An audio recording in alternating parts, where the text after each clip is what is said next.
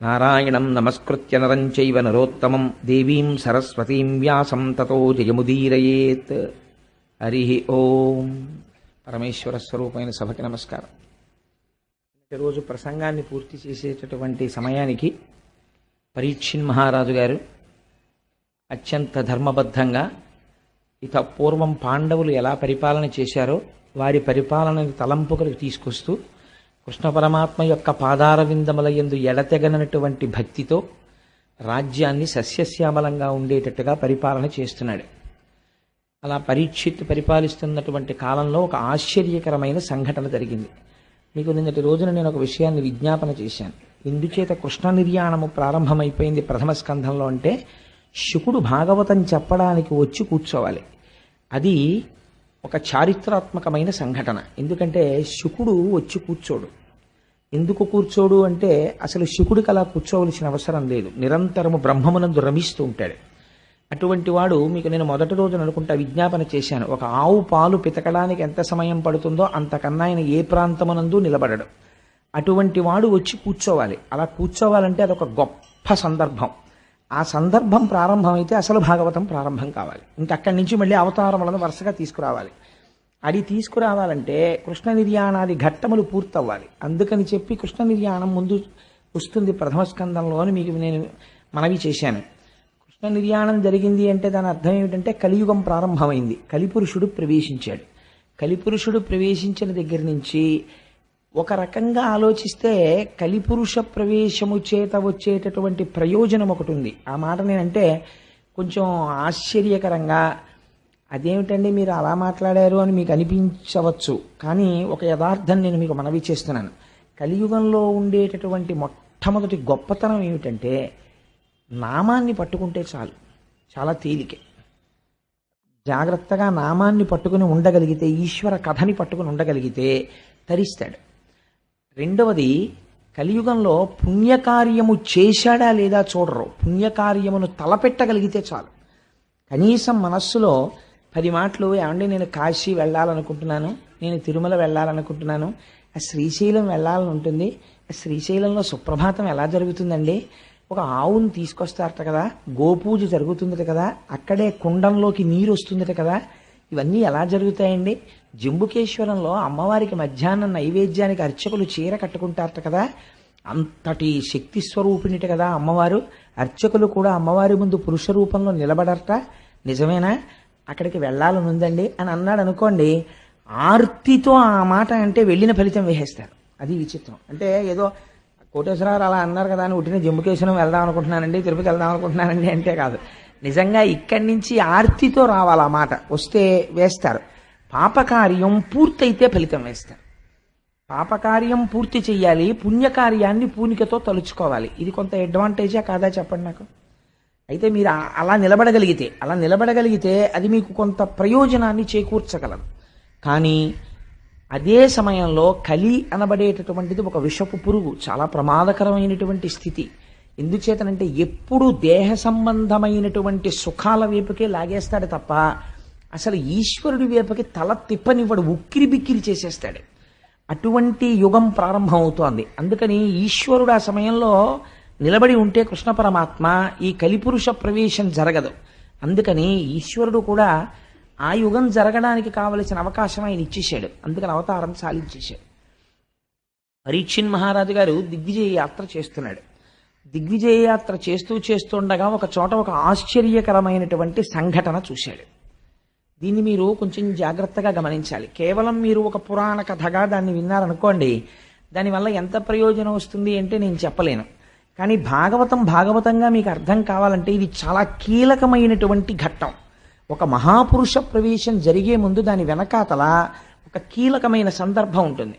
మీరు ఒక బంగారం ముద్ద పట్టుకెళ్ళి అయ్యా నాకు ఒక ఉంగరం చెయ్యండి అని చెప్తే మీరు జ్ఞాపకం పెట్టుకోండి, మీరు ఇచ్చిన బంగారం ముద్ద మీరు కోరుకున్న బంగారు ఉంగరంగా బయటికి వచ్చే ముందు అగ్ని జ్వాలల యందు ఆ బంగారము తప్తమవుతుంది, సుత్తి దెబ్బలు తింటుంది. ఇన్ని పడితే అప్పుడు మీరు కోరుకున్న బంగారం ఉంగరం చిన్న పెట్టిలో పెట్టి మీ చేతికి ఇస్తారు. ఉంగరముగా మారే ముందు, ఉంగరముగా వచ్చే ముందు వెనక ఒక గొప్ప విషమమైనటువంటి ఒక స్థితి నడుస్తుంది. ఇప్పుడు శుకుడొచ్చి కూర్చోవలసినటువంటి సందర్భం వస్తోంది. రావాలంటే దాని వెనకాతల ఏదో ఒక మహత్తరమైన సంఘటన జరుగుతోంది. మీరు ఆ కోణంలో దాన్ని పరిశీలన చెయ్యలేదు అనుకోండి, భాగవతాన్ని వ్యాసుడు అలా ప్రారంభం చేసినటువంటి రహస్యం మీకు అందదు. అది అందిందనుకోండి, అందుకే భాగవతం విన్నంత మాత్రం చేత జీవితం మారిపోతుందంతే. అభయం ఇచ్చేశారు. భాగవతం విన్నాడు, కొన్ని కోట్ల కోట్ల జన్మల తర్వాత వాడు వింటున్నాడు భాగవతం అని చెప్పేశారు. ఇప్పుడు మీరు ఆ కోణంలో మనస్సుని సంసిద్ధం చేసుకుని వినండి. పరీక్షిన్ మహారాజు చూస్తున్నాడు. పరీక్షిన్ మహారాజు చూడడం కాదు, మీరు చూడాలి. ఇప్పుడు అలా ఎలా చూస్తారన్నది చివరికి సమన్వయం చేస్తాను. పరీక్షిన్ మహారాజు దిగ్విజయ యాత్రలో తిరుగుతూ తిరుగుతూ ఒక ప్రదేశమునకు వచ్చారు. వచ్చేసరికి అక్కడ ఒక ఆవు నిలబడి ఉంది, ఒక ఎద్దు నిలబడి ఉంది. ఈ ఆవు తల్లిలే పిల్లలు పక్కన లేక, పిల్లలు కనపడక, పిల్లల యొక్క క్షేమవార్త తెలియక ఏడుస్తున్నటువంటి తల్లి ఎలా ఉంటుందో అలా ఉన్నది. ఈ ఉపమానం నేను మీకు చెప్పాను అనుకోండి, వాచికంగా చెప్పినప్పుడు చాలా తేలిగ్గా ఉంటుంది. ఏముందండి అది పెద్ద అని మీరు దాన్ని చాలా తేలిగ్గా తీసేస్తారు. తండ్రికి ఈ ఉపమానం వెయ్యరు, తల్లికి వేస్తారు. ఎందుకనంటే నేను మీకు ఒక ఉదాహరణ చెప్తే మీరు తొందరగా దాన్ని పట్టుకోగలుగుతారు. నేను ఒకప్పుడు సామర్లకోటలో ఉద్యోగం చేస్తుండేవాడిని. అప్పుడు నేను సామర్లకోటలో ఒకరోజు సాయంకాలం బస్ స్టాండ్లో నిలబడి ఉన్నాను, కాకినాడ వచ్చే బస్సు ఎక్కడానికి. నిలబడి ఉండగా ఒక ఆశ్చర్యకరమైన సంఘటన జరిగింది. పల్లెటూరి వాళ్ళు, పాపం తెలియని వాళ్ళు, వాళ్ళందరూ కూడా ఏదో ఇటువైపు పక్కన ఆ పెద్దాపురం దాటిన తర్వాత జగ్గంపేట వెళ్ళవలసినటువంటి బస్సు ఒకటి ఎక్కాలి. ఈ చిన్న చిన్న పిల్లల్ని పట్టుకుని, ఇద్దరు మగపిల్లల్ని ఈ పల్లెటూరి ఆడవాళ్ళందరూ ఎక్కడంలో ఒక తల్లి కూడా ఒక బస్సు ఎక్కేసింది. ఎక్కేసిన తర్వాత ఆ బస్సు కండక్టర్ గారు అన్నారు, అయ్యో ఇది జగ్గంపేట వెళ్ళదమ్మా ఈ బస్సు, ఇటేదో వడ్లమూరు అటువైపుకు వెళ్ళిపోతుంది, పెద్దాపురం దాటిన తర్వాత ఇది జగ్గంపేట వెళ్ళదన్నాడు. మళ్ళీ అందరూ బిలబిల దిగిపోయారు. బస్సు వెళ్ళిపోయింది. బస్సు వెళ్ళిపోయిన ఒక్క 5 నిమిషాలకి ఈ తల్లితో పక్కనున్నావిడంది, మీ రెండో పిల్లాడేడే అంది. అనగానే అంతేనండి, అప్పటి వరకు చాలా ప్రశాంతంగా ఉంది పరిస్థితి. నీ రెండో పిల్లాడేడి అంది. అంతే, మారిపోయింది పరిస్థితి. ఆవిడ ఒక్కసారి చూపులు మారిపోయి ఉద్విగ్నం అయిపోయింది. అయిపోయి అటు ఇటు చూసింది, కొడుకు కనపడలేదు. ఒక 2 నిమిషాలు మాత్రం అడిగింది, కొడుకేడి, మా అబ్బాయి అంది. కనపడలేదు. అంతే, బస్సు వెళ్ళిపోయి 10 నిమిషాలు అయిపోయింది. ఈవిడ పరిగెడితే దొరుకుతాడండి? మీరు చెప్తే నమ్ముతారా? ఆవిడికి ఒంటి మీద బట్ట ఉందో లేదో కూడా ఆవిడ చూసుకోలేదు. గుండెలు బాధేసుకుంటూ ఆ పిల్లాడి కోసం ఏడుస్తూ బస్ స్టాండ్లోంచి బయటికి పరిగెత్తి పారిపోతుంది. పారిపోతుంటే చుట్టుపక్కల ఉన్న వాళ్ళందరూ పట్టుకుంటే ఆగదే. నువ్వు ఎక్కడికి పరిగెడతావే, బస్సు వెళ్ళిపోయి 10 నిమిషాలు అయిపోయిందంటే పాపం ఎవరో ఒక మహోపకారులు ఉంటారు, వాళ్ళు చూసి అయ్యో బెంగ పెట్టుకోకండి అమ్మా, మేము తీసుకొస్తాం పిల్లాడిని, ఆ పిల్లాడిని గుర్తుపట్టగలిగిన వాళ్ళని మా బండి మీద ఎక్కమనండి అని చెప్పి 5 నిమిషాల్లో రివ్వును వెళ్ళిపోయి ఆ బస్సు ఆగిన చోటుకి వెళ్ళిపోయి ఆ పిల్లాడిని మళ్ళీ వెతికి పట్టుకుని ఎక్కించుకుని మళ్ళీ తీసుకొచ్చేసారు. తీసుకొచ్చే కానీ ఆ తల్లి సహజస్థితికి వచ్చేసింది. వచ్చేస్తే ఏమే తీసుకొస్తారు కదా, అదేంటి ఆ గుండెలు బాధేసుకోవడం ఏమిటి, ఆ నేల మీద పడిపోవడం ఏమిటి, ఆ ఈ తలంతా దెబ్బలు, ఇదంతా నెత్తురు, ఆ కొట్టేసుకుంది, ఆ గుండెలంతా నిప్పి. అప్పుడు తెలుస్తోంది ఆవిడికి బాధ. ఆ కొడుకు కనపడే వరకు అసలు ఆవిడికి అలా దెబ్బలు తగిలాయని, నెత్తురు కారిపోతోందని, భూమికేసి కొట్టేసుకుంటున్నానని తెలియదు. తల్లి ప్రేమ అంటే అలా ఉంటుందండి. అమ్మ అన్న మాట అంత గొప్పది. అందుకే ఇవాళ పేపర్లో చూశాను, నేను చదవడం ఇవాళ టైమే కుదరలేదు. వేటూరి సుందరరామూర్తి గారు ఏడిచాడు మహానుభావుడు, తెలుగు భాషలో అమ్మని దూరం చెయ్యకండి అన్నాడు. అమ్మ అన్న మాటకి అంత గౌరవం ఉంది, అమ్మ అన్న మాట వెనక అంత ప్రేమ ఉంది. మాతృత్వంలో ఉన్నటువంటి ప్రేమ అంతటినీ తీసుకొచ్చి మీరు ఒక ముద్దగా పెడితే, ఆ ముద్దని మీరు చూడాలి అనుకుంటే ఆ ముద్దయే భూమి. భూమి అమ్మ. అందుకే భూమి గురించి ఎక్కడైనా చెప్పవలసి వస్తే పొంగిపోతారు ఋషులు. వాల్మీకి మహర్షి అయితే చితిక్షమా పుష్కర సన్నిభాక్షి అంటారు. అమ్మకుండే గొప్ప లక్షణం ఏమిటో తెలుసా అండి? ఓర్పు. ఎక్కడి నుంచి వస్తుందో తెలియదు. ఆ పిల్ల చివల్ రస్ అంటారు పెళ్లి చూపులకు ముందు. అమ్మో బలానా వాళ్ళ అమ్మాయిని చేసుకుంటారండి, అమ్మో ఆ అమ్మాయి ముక్కోపండి బాబు, అన్నింటికీ కోప్పడుతుంది అంటారు. ఎక్కడికి పోతుందో తెలియదు ఆ కోపం అంతాను. ఒక్క 2 పిల్లలు పుట్టేటప్పటికీ ఎంత అల్లరి చేయనివ్వండి, ఎంత ఓర్పు. ఓ 4 ఏళ్ళు పోయిన తర్వాత ఆ పిల్ల ఇంటికి వెడితే ఇటు ఆ అమ్మాయికే ఇంత ఓర్పు వచ్చేసింది, అంత ముక్కోపం ఉండేదనిపిస్తుంది. అమ్మకి ఓర్చగలిగినటువంటి గుణం ఉంటుంది. ఇవాళ భూమి దాన్ని కోల్పోయినది కలియుగ ప్రారంభంలో. అందుకని బిడ్డ కనపడని ఆవు ఏడ్చినట్టు ఏడుస్తోంది ఆవిడ. ఇది కలియుగానికి ప్రారంభం. అమ్మ ఏడుపుతో కలియుగం ప్రారంభమైంది. దీన్ని మీరు గుర్తుపట్టాలి. గుర్తుపడితే భాగవతం ఏమిటో మీకు అందుతుంది. ఏడుస్తుంటే పక్కన వచ్చి ఒక ఎద్దు నిలబడి ఉన్నది. ఇప్పుడు ఆ ఎద్దు ఒక కాలుతోనే ఉంది, 4 కాళ్ళు లేవు ఎద్దుకి, ఒక్కటే కాలు. అసలు మీరు ఒక విషయం ఆలోచించండి, ఒక కాలు మీద ఎద్దు నిలబడగలదా? ముందు 2 కాళ్ళు ఉండి వెనక 2 కాళ్ళు లేకపోతేనే ఆ ఎద్దుకి నడక లేదు. అటువంటిది 3 కాళ్ళు లేకుండా మీరు ఎద్దుకి ఎటువైపు కాలు ఒక్కటి ఉంచినా సరే అసలు ఆ ఎద్దు నిలబడి ఉండడాన్ని మీరు చూడగలరా? మీరు చూడలేరు. ఒక కాలుతో ఉన్న ఎద్దు భూమి మీదే డేకుతూ ఉంటుందంతే, నిలబడినట్టు కనపడుతుందంతే. ఇలా నిలబడినట్టు ఉన్నటువంటి ఎద్దు తన 3 కాళ్ళు పోయాయని ఏడవట్లేదు, ఆవు ఏడవడానికి ఆశ్చర్యపోయింది. ఇది మీరు గుర్తుపట్టవలసిన రహస్యం. ఆవు ఎందుకు ఏడుస్తోందని గోమాత వంక తిరిగింది. ఎందుకు ఏడుస్తున్నావు మంగళప్రదురాలా అని అడిగింది. మంగళప్రదురాలా అంటే శుభం ఇవ్వడం మాత్రమే తెలుసున్నదానా? యథార్థం అండి. మీరు ఇల్లు కట్టుకోవాలంటే భూమిని గుణపంతో ఆవిడ గుండెల మీద కన్నం పెడతాం. శంకుస్థాపన చేస్తే ఆవిడ ఇల్లు కట్టుకోమంటుంది. మనం అన్నం తినడానికి నాగలి పట్టి అమ్మ గుండెల మీద ఘాట్లు పెడతాం. అమ్మ పంటలు పండి మనకి కడుపు నిండేటట్టుగా అన్నం పెడుతోంది. మీరు ఎంత బాధ పెట్టినా కన్నులంబట నీరు పెట్టుకోవడం ఆవిడికి తెలియదు, మీరు బ్రతకడానికి ఇవ్వడం ఆవిడికి తెలుసు. మీరు ఒక్కటి యథార్థంగా ఆలోచించండి. నేను ఇలా అన్నానని మీరు మరోలా అనుకోవద్దు. సూర్యుడికి నమస్కారం చేసేవాడు ఉంటాడు, శివాలయానికి వెళ్ళేవాడు ఉంటాడు, విష్ణు ఆలయానికి వెళ్ళేవాడు ఉంటాడు, వెంకటేశ్వర స్వామి ఆలయానికి వెళ్ళేవాడు ఉంటాడు, కాశీ వెళ్ళొచ్చి గంగ పూజ చేసేవాడు ఉంటాడు.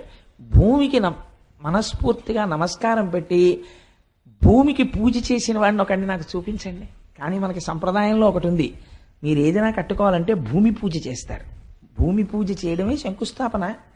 ఎందుకనంటే అమ్మ నీ గుండెల మీద ఘాట్లు ఎడతానమ్మా, నువ్వేం అనుకోకు, నేను ఇల్లు కట్టుకోవాలనుకుంటున్నాను. ఇది మనకి ఎప్పుడున్న అలవాటో తెలుసా అండి? అమ్మ తన రక్తాన్ని పాలగా మార్చిస్తుంది, వాడు అమ్మ స్తన్యాన్ని పళ్ళు రాగానే కొరుకుతాడు. ఆవిడికి ఎంత బాధ కలుగుతుంది. ఆవిడ చటుక్కని బొగ్గ మీద కొట్టి అంతకన్నా గట్టిగా కొడితే వాడికి నొప్పెడుతుందేమోనని ఒక్క నవ్వు నవ్వేస్తుంది. అమ్మ దగ్గర ఔదార్యం లేకపోతే అసలు బిడ్డడు ఎలా బతుకుతాడండి? భూమిని ప్రతిరోజు మన పట్ల అంత కారుణ్యంతో ఉన్న మూర్తిగా మనస్ఫూర్తిగా ఆవిడికి నమస్కరించేవాడు ఎక్కడున్నాడు? తుదన ఇంతమందితో మనం తిరిగి ఇంత డబ్బు సంపాదించి నావారనుకున్నటువంటి ఒక అజ్ఞానంతో వీళ్ళందరికీ పట్టుకొచ్చి అక్కడ పెడితే శరీరం పడిపోయిన తర్వాత 2 రోజులు ఉంచుకోరు. అంతవరకు ఎందుకండి? సొంత కారున్నవాడు ఎంతమంది ముందుకొచ్చి పార్థివ శరీరాన్ని మా కారులో పడుకోబెట్టండి తీసుకెడతామని గబుక్కును ముందుకు రారు కదా. అప్పుడు ఏమంటారు? బతికున్నప్పుడంటే ఎక్కించుకుంటారు. నేను అది తప్పు కూడా నేనేం పట్టట్లేదు అందులో.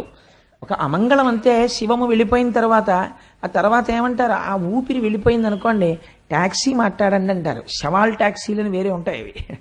అది తీసుకొస్తే వాళ్ళు 2 రేట్లు చెప్తారు. వెనక సీట్లో పడుకోబెడితే 5,000 అవుతుందండి, డిక్కీలో పడుకోబెడితే 1,000 రూపాయలు అవుతుందండి అంటాడు.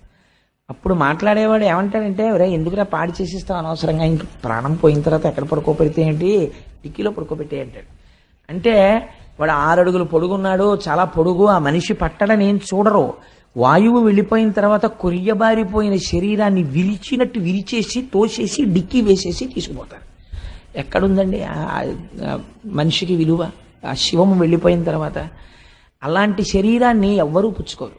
ఏమన్నా కాసేపు నా చెప్పులు ఉంచుకోండి అంటే ఉంచుకుంటారు, కాసేపు ఈ శవాన్ని అట్టే పెట్టండి అంటే ఎవడు పుచ్చుకోడు, నీ అసాధ్యం కొలబడుబో అంటారు. అలాంటిది మళ్ళీ పుచ్చుకునేది ఎవరైనా ఉంటే అమ్మ ఒక్కతే పుచ్చుకోవాలి. నిజంగా ఎంత ఔదార్యంతో మనం లేవగానే భూమికి నమస్కరించి భూమి మీద పడి ప్రణిపాతం చేసి అమ్మా నన్ను మన్నించు, నాకు తక్కడం తప్ప మార్గం లేదమ్మా అని లేవాలి. కానీ మనం నమస్కరించకపోయినా ఆవిడ ఏమీ అంటలేదు, అన్నం పెడుతోంది, క్షేమం కోరుతోంది. ఆవిడ మంగళప్రదురాలు కాదని మీరు అనగలరా? ఇది మంగళప్రదురాలైన గోవు ఏడుస్తోందని చెప్తే. ఇప్పుడు ఆ గోవు ఏడుస్తుంటే ఎద్దు అడిగింది, నువ్వు ఎందుకు ఏడుస్తున్నావు, నీకేం బాధ కలిగింది, నువ్వు చాలా సంతోషంగా ఉండేదానివి కదా, ఒకప్పుడు రేఖామయద్ధుధా కలశాతపత్ర వజ్రాంకుశాంబురుహ కల్పక శంఖ చక్రై అని ఆ అమృతపాత్ర, వజ్రము, నాగలి, శంఖము మొదలైనటువంటి గుర్తులు కలిగినటువంటి శ్రీపాదములు కలిగినటువంటి స్వామి నడయాడినటువంటి భూమి కదా, దేనికి ఏడుస్తున్నావు నువ్వు అని అడిగింది. అడిగితే భూమి అంది, దేనికి ఏడుస్తున్నానో తెలుసా, నాకు ఏదో బాధ కలిగిందని నేను ఏడవట్లేదు, నా బాధ ఎప్పుడూ అలాగే ఉంటుంది, కృతయుగమైనా ఇంకోటైనా. మీరు బాగా గుర్తు పెట్టుకోవలసిన లక్షణాన్ని చెప్తోంది భూమి. భూమి బరువు గురించి ఏడవదో. నాకు కొడుకు పుట్టాడనుకోండి, మళ్ళీ ఇంకోటి పుట్టేశాడు రా బాబోయ్, నేను మళ్ళీ వాడిని మొయ్యాలని భూమి ఏమి ఏడవదు. ఒకటి వెళ్ళిపోయాడు అనుకోండి, అమ్మయ్యా కొంత బరువు తగ్గింది బాబోయ్ అని భూమి సంతోషించదు. భూమి ఫిజికల్ వెయిట్ అంటే పైన ఉండేటటువంటి సామాన్యమైన బరువు గురించి భూమి ఎన్నడూ ఏడవదు. పిల్లాడు 2 కంచాల అన్నం తిన్నా అమ్మ బాధపడదు, షేరు పాలు తాగినా అమ్మ బెంగ పెట్టుకోదు, తన అన్నం తినడం మానేసి నేను తినేశాను రా అని కొడుక్కి పెట్టేస్తుంది. అమ్మ ఎప్పుడు బాధపడుతుంది, కొడుకు అబద్ధాలాడి తండ్రికి అపఖ్యాతి తీసుకొస్తే అమ్మ బాధపడుతుంది. ఇప్పుడు బాధపడుతోంది గోవు, దేనికి బాధపడుతోంది, బయట ఉన్న బరువు కేడవట్లేదు. ఇది చెప్తున్నారు కలియుగ ప్రారంభంలో ఎందుకు భూమి ఏడుస్తుందో. అలా ఏడవకుండా చూడవలసిన బాధ్యత నీ మీద ఉన్నది. ఎందుకు ఏడుస్తోంది ఆవు, ఇప్పుడు చెప్తోంది కలి ప్రవేశించాడయా అని. నేను ఏడుస్తున్నానంటావేమిటి, నేను ఎందుకు ఏడుస్తున్నానో కారణం ఏమిటో తెలుసా, నీకు 3 కాళ్ళు లేకపోవడం. నీ 3 కాళ్ళ లేని తనాన్ని చూసి నేను ఏడుస్తున్నానంది. ఇదేమిటి ఈ గమ్మత్తైన మాట ఏంటి, ఆయనకి 3 కాళ్ళు లేకపోతే ఈవిడ ఏడవడం ఎందుకు అంటే, ఆవిడంది ఈ లోకంబున పూర్వము 4 పాదముల చేత నీవు నడతువు, నేడా శ్రీలలనేశుడు లేమిని కాలముచే నీకు ఒంటి కాలయ్య కదే. కాలముచే ఎంత గొప్ప మాట వేసేసిందో చూడండి. కలి బలవంతంగా వచ్చాడా, రాలేదు, ఈశ్వరుడు అనుగ్రహించాడు. కలియుగం అంతే, వాడు రావాలి, దారి ఇచ్చాడు. ఇవ్వడమే కాలం దారి ఇచ్చింది. కాలము ఈశ్వర రూపం, దారి ఇచ్చింది, వచ్చాడు. ఆయన వచ్చాడు, వస్తే నీకెందుకు బాధ అంటే, కాలముచే నీకు ఒంటి కాలయ్య కదే. ఆ కలి లోపలికి ఇంకా అడుగు పెట్టి ఉంచుకోలేదు, పాదాలు మారిపోయింది పరిస్థితి. ఏమిటైంది ఇప్పుడు అంటే, బిడ్డలు తల్లిదండ్రులను చూడడానికి ఇష్టపడము లేదు. పెద్దవారైపోయినటువంటి తల్లిదండ్రులు చాలా బరువుగా అనిపిస్తున్నారు పిల్లలకి. పిల్లల యొక్క యోగక్షేమాల్ని చూసి వాళ్ళని వృద్ధిలోకి తీసుకురావడానికి సంస్కారయుతంగా ముందు పిల్లలకి సంస్కారం నేర్పాలని పెద్దలు ఆలోచించడం లేదు. ధర్మము విచ్చిపోతోంది. పూర్వం 4 పాదములు నీకుండేవి, ఇవి మామూలు ఎద్దు కాదు. ఇప్పుడు మీరు గుర్తుపట్టాలి, ఆ ఎద్దు ఎవరు, ధర్మము. ధర్మమునకు భూమికి ఎంత దగ్గర సంబంధమో చూడండి. నీకు 4 పాదాలు ఉండేవి. ఏమిటా 4 పాదాలు, 1 సత్యము, 2వది శౌచము, 3వది తపస్సు, 4వది దయ. ఈ 4 పాదములతో ధర్మం నడుస్తుంది. ఇలా నడిచేటటువంటి 4 పాదములు కలిగినటువంటి ధర్మం అనబడేటటువంటి వృషభమునకు, అందుకే శంకరుడు వృషభాన్ని ఎక్కుతాడంటాడు. అంటే ఆయన ధర్మమును అధిరోహించి నడుస్తాడు ఆయన. కాబట్టి ఇప్పుడు నీకు 1 పాదమే ఉన్నది, 3 పాదములు నీకు లేవు. ఎందుకు లేవు 3 పాదములు? ఈ 3 పాదములు లేకపోవడం చేత కలిపురుషుడు వచ్చేసాడు. వచ్చేయడం వల్ల నీకు 3 పాదాలు పోతే ఏమవుతుంది, దేవతలకు, ఋషులకు, మీరు చాలా జాగ్రత్తగా గుర్తుపట్టాలి ఆవు చెప్తున్న మాటల్ని, దేవతలకు, ఋషులకు, పితృదేవతలకు, ధీయుతులకు, నీకు, నాకు, గోవులకు, వర్ణాశ్రమములకు బాధ ఎనుచు కుందెదననగా అంది. ఎవరెవరికిట బాధ, ఎందుకు ఏడుస్తున్నానో తెలుసా, వీళ్ల కోసమే నేను ఏడుస్తున్నానంది ఆవిడ. ఎవరి కోసం, దేవతలకు, దేవతల గురించి ఏడుస్తున్నాను. ఎందుకు ఏడుస్తున్నాను, రాబోయేటటువంటి కాలంలో యజ్ఞయాగాది క్రతువులను విమర్శించేటటువంటి వాళ్ళు ఎక్కువైపోతారు. యజ్ఞయాగాది క్రతువులు ఒక్క మన సనాతన ధర్మంలో మాత్రమే ఉంటాయి, ఇంకెక్కడా లేవు. యజ్ఞము చెయ్యడం, అగ్నిహోత్రంలో హవిస్సు వెయ్యడం, మీరు మళ్ళీ సంపదని పొందడానికి అగ్నిహోత్రము ద్వారా దేవతలకు హవిస్సులిస్తే ప్రీతి చెందినటువంటి దేవతలు మళ్ళీ వర్షాన్ని కురిపించి మీకు సంపదలను ఇస్తారు. మీరు తిరిగి వారి పట్ల కృతజ్ఞత ప్రకటించినప్పుడు దేవతల యొక్క ఆగ్రహమునకు గురవుతారు. కాబట్టి దేవతలకి హవిస్సులు ఇవ్వరు. హవిస్సులు ఇవ్వనటువంటి మనుష్యులకి శుభాన్ని మేము చెయ్యం అని దేవతలు చెయ్యరు. కాబట్టి హవిస్సులు పొందని దేవతలు తయారవుతారు. ఎందుచేత అంటే ఏది సనాతన ధర్మమో, ఏ సనాతన ధర్మము ఈ గడ్డ మీద నిలబడిందో ఆ గడ్డ మీద సనాతన ధర్మము విమర్శకి గురైపోతుంది. కాబట్టి ఏమైపోతుంది, యజ్ఞయాగాది క్రతువులు నశించిపోవడం ప్రారంభం అవుతుంది. అందుకని దేవతలకు, ఋషులకు, ఎవరు వేదం కష్టపడి చదువుకుని స్వరం తెలుసుకుని చాలా కష్టపడి ఆ స్వరంతో వేదం చెప్తాడో అసలు ఆ వేదాన్ని ఆదరించాలనేటటువంటి బుద్ధి నశించిపోతుంది లోకంలో. ఎవడు తపస్సుతో ఉన్నాడో, ఎవడు నాకు లోకములో విషయ సుఖములు అక్కర్లేదని జడలు కట్టి భగవంతుని ఎందున్నాడో వాడిని రాళ్లు పెట్టి లోకం కొట్టేటటువంటి రోజు వస్తుంది. అలాంటి వాడిని చూసి నిష్కారణంగా విమర్శ చేసేటటువంటి రోజులు బయలుదేరిపోతాయి. నేను ఈ మాట అంటే నేను అసందర్భంగా అన్నానని మీరు అనుకోకండి. నేను తరచూ ఒక మాట చెప్తుంటాను. నాకు ఎక్కడైనా నేను తెల్లటి బట్టలు కట్టుకుని వెళ్ళిపోతుండగా నాకు కె విశ్వనాథ్ గారు కనపడితే, విశ్వనాథ్ గారికి నాకు మధ్యలో ఒక మురుగుడు గుంట ఉంటే నేను అది మురుగుడు గుంట ఉందని పక్కకి కూడా వెళ్లకుండా వారి పాదములకు ప్రణిపాతం చేయడానికి మురుగుడు గుంటలో పడిపోతాను అంటుంటాను. ఎందుకని అంటే బహుశా సినిమా రంగంలో ఆయన ఒక ఋషి. నేను ఈ మాట ఎందుకు అంటున్నానో తెలుసా అండి? ఆయన ఒక సినిమా తీశారు, నాకు ఆ పేరు జ్ఞాపకం లేదు, కానీ అందులో ఒక ఆఫీసరు వేదం చదువుకున్న వాళ్ళకి స్టైపెండ్ గ్రాంట్ చేస్తాడు. వేదం చదువుకుని 60 ఏళ్ళో 70 ఏళ్ళో వచ్చేసి వృద్ధుడైపోయినటువంటి పండితుడు పైన వస్త్రం కూడా లేకుండా ఉత్తరీయం వేసుకుని వచ్చి నిలబడితే ఆఫీసర్ ఎదురుగుండా 4 కుర్చీలు ఖాళీ ఉంటాయి. కూర్చోమని కూడా చెప్పడు, గోళ్లు కొరుకుతుంటాడు ఆయన. గోళ్లు కొరుక్కోవడం అంటే పని లేనివాడు చేసే పని ఏంటో గోళ్లు కొరుక్కుంటున్నామని ఆయన కాలం గురించి మాట్లాడుతుంటాడు. అది విచిత్రం. అసలు కాలస్వరూపమైన ఈశ్వరుడు గురించి వేదం చెప్తోంది. వేదం చదువుకున్న వాడిని నించోపెట్టాడు, తను కూర్చున్నాడు. ఏమిటండి మీకు స్టైపెండ్ ఇమ్మంటారు, స్టైపెండ్ ఇమ్మంటారు, మీకేమొచ్చు చెప్పండి అంటాడు. ఘన చెప్పడం, జట చెప్పడం అంటే మాటలు కాదు. ఆయన ఘన జట చెప్తుంటాడు. చెప్తుంటే అబ్బబ్బబ్బబ్బబ్బా మాట మళ్ళీ ముందు పెట్టి వెనకబెట్టి ముందు పెట్టి వెనకబెట్టి ఎంతసేపు చెప్తారంటే టైం వేస్ట్ అంటాడు.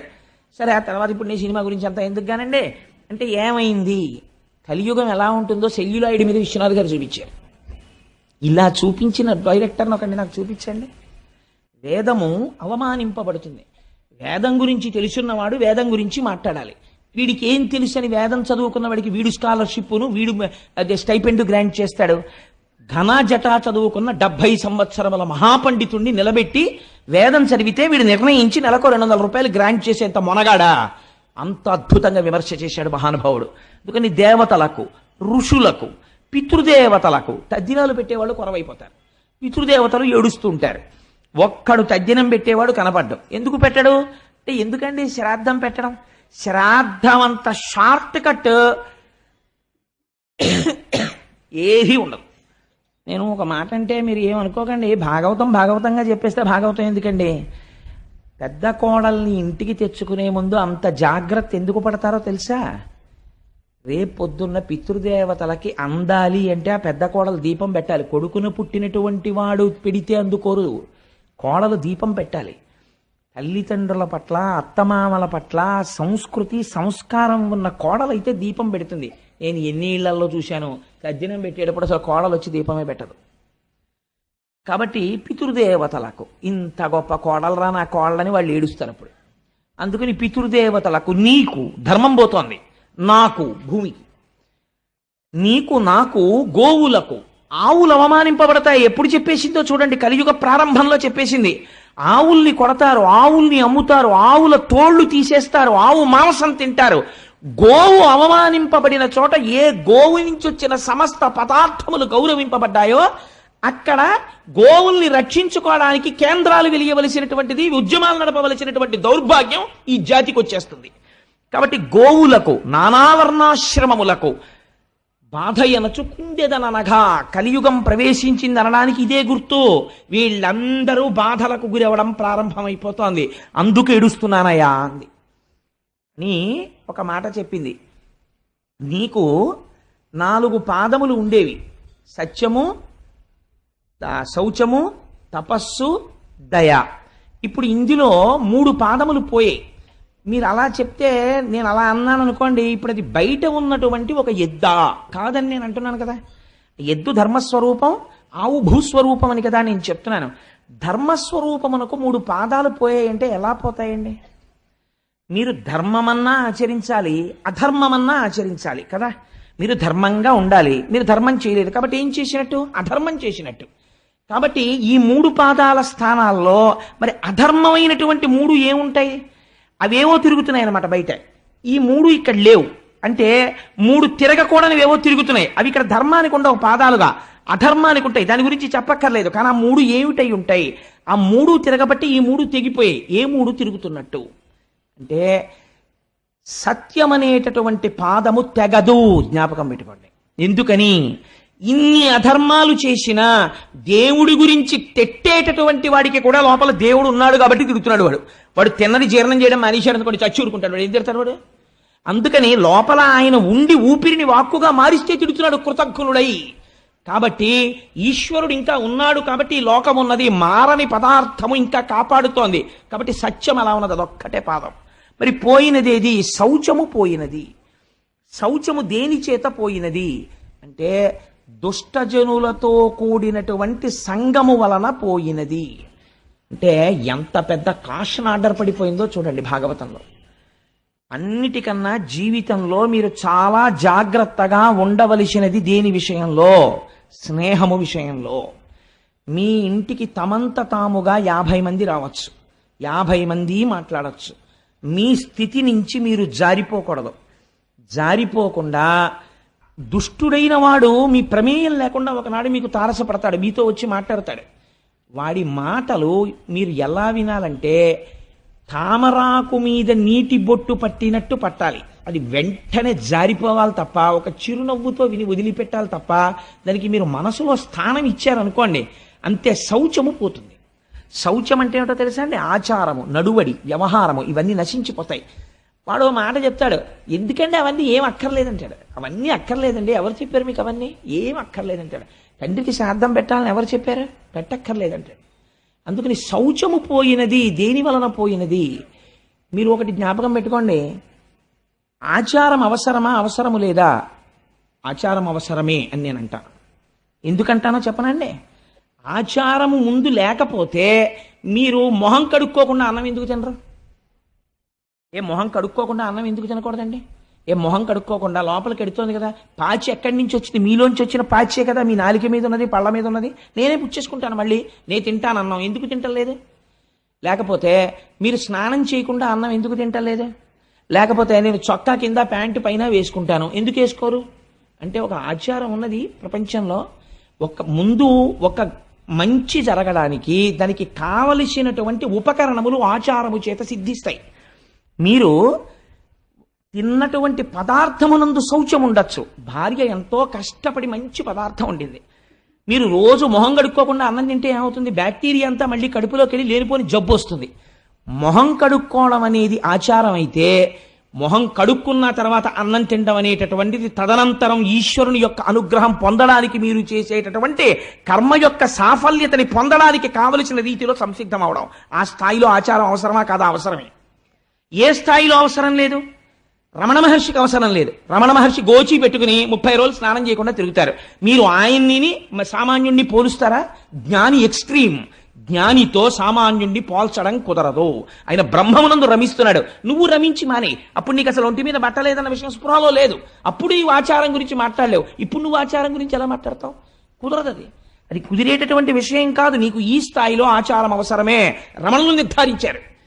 రమణులు సంధ్యావందనం చేయలేదని రమణుల ఆశ్రమంలో ఉన్నటువంటి రమణుల యొక్క మేనల్లుడు ఒక ఆయన సంధ్యావందనం చేయడం మానేశాడు. మా మామగారే చేరి నేను ఎందుకు చేయాలన్నాడు. అంటే ఆశ్రమంలో ఉన్న వాళ్ళు రమణ మహర్షికి చెప్పారు, నా స్థాయి వాడికి ఇంకా పొందలేదు. పొందిన నాడు తనంత తాను సంధ్యావందనం చెయ్యవలసిన అవసరం లేకుండా జ్ఞానిగా నిలబడ్డం వాడికి తెలుస్తుంది. అప్పటి వరకు వాడు సంధ్యావందనం చెయ్యాలి. ఎవరో 100వ మెట్టు మీద నించున్నాడు, ఆయన ఎలా ఎక్కాడో తెలుసుకోకుండా మీరు 1వ మెట్టు నుంచి ఎక్కను 100వ మెట్టు మీదకి ఎగురుతానంటే నడుము విరిగిపోతుంది. కాబట్టి అలా ఎక్కకూడదు. మీరు 1వ మెట్టు, 2వ మెట్టు, 3వ మెట్టు ఎక్కాలి. అందుకని శౌచము పోయినది. దేని వలన పోయినది? దుష్ట సంగము వలన శౌచము పోయినది. మొదటి పాదము తెగిపోయింది అక్కడతో. మరి రెండవ పాదము పోయినది. శౌచం అంటే ఒకటి గుర్తుపెట్టుకోండి, శౌచం అంటే నిరంతర బాహ్యాడంబరము కాదు. ఎప్పుడు ఇక్కడ ఆడంబరం శౌచంలోకి రాదు. బాహ్యాంతర శుచి అని రెండు మాటలు వాడతాం మనం. నీళ్లు తీసి చల్లుకుని అపవిత్ర పవిత్రో వా సర్వావస్థ అంగతోపివా యస్మరేత్ పుండరీకాక్షం సబాహ్యాభ్యంతర శుచి అంటాం. బాహ్య స్నానము శరీరమునకు శౌచం ఇస్తుంది. అంతమునందు అంత లోపల శౌచము మీకు కేవలము బయట స్నానం చేసి మడిబట్ట కట్టుకుంటే రాదు. ఆ అంతఃశౌచం ఎలా వస్తుంది? మీరు తెల్లవారుజామునే లేచి సంధ్యావందనం చేస్తూ నిన్న రాత్రి మీరు అనుభవించినటువంటి భోగం గురించి ఆలోచించేస్తే మీకు అంతఃశౌచం ఎక్కడుంది? సంధ్యావందనం చేసేటప్పుడు మీరు వెంటనే దాన్ని విడిచిపెట్టి ఆచమనం చేయగానే పవిత్రులై మనస్సుని ఈశ్వరుడి దగ్గర పెట్టే సంసిద్ధులు కావాలి. అప్పుడు అది అంతఃశౌచం. బాహ్య శౌచాన్ని బయటవాడు కనిపెడతాడు, అంతఃశౌచాన్ని ఎవడు కనిపెడతాడు? మీకు మీరే సాక్షంతే. అంతఃశౌచము బాహ్య శౌచము రెండూ ప్రధానమే. అంతఃశౌచం ఏర్పడడానికి బాహ్య శౌచం మరీ అవసరమైపోతుంది ఒక స్థాయిలో. ఆ తర్వాత మెట్లెక్కి ఒక స్థితికి చేరిపోయిన తర్వాత అది ఎంతవరకు అవసరం అన్నదాన్ని నిర్ధారించడం చాలా కష్టం అవుతుంది. అందుచేత ఇప్పుడు శౌచము దేని వలన పోయినది? దుష్ట సంగము వలన పోయినది. రెండవ పాదమైనటువంటి ఒకటి సత్యము, ఒకటి శౌచము, మూడవది దయ. దయ పోయినది. దయ దేని వలన పోయినది? దయ పోవడానికి ప్రధానమైనటువంటి కారణం ఏది అంటే అహంకారము వలన దయ నశించిపోతుంది. ఎప్పుడు అహంకారం వస్తుంది చెప్పండి? ఒక ఫాల్స్ ఈగో ఒకటి డెవలప్ చేసుకుంటాడు. నా అంత వాణ్ణి, అందుకే నిన్ను పొగిడేవాణ్ణి ఎక్కువగా నీ దరికి చేర్చకు అని చెప్తారు. పర్సనాలిటీ అసెసినేషన్ అని మీకు తెలియకుండా మీరు నిర్మించుకున్నటువంటి మీ శీలము నశించిపోతుంది. దేనివల్ల?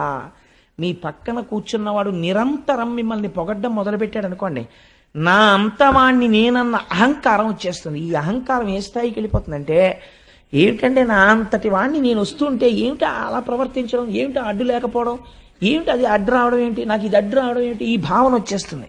వచ్చేస్తే ఏమవుతుందంటే భూత దయ నశించిపోతుంది, దయ పోతుంది. కాబట్టి దయ పోవడానికి ఏది కారణమైనది? అహంకారము కారణమైనది.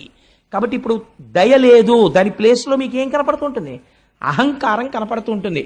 కాబట్టి కలిపురుషుడున్నాడు, మీకు ఏం కనపడుతుంటుంది? అహంకారం కనపడుతూ ఉంటుంది. మీకు నేను ఒక ఉదాహరణ చెప్తాను. మొన్నటి రోజున నేను రైతు బజార్లో కూరలు కొనుక్కుని ఇంటికి వెళ్ళిపోతున్నాను.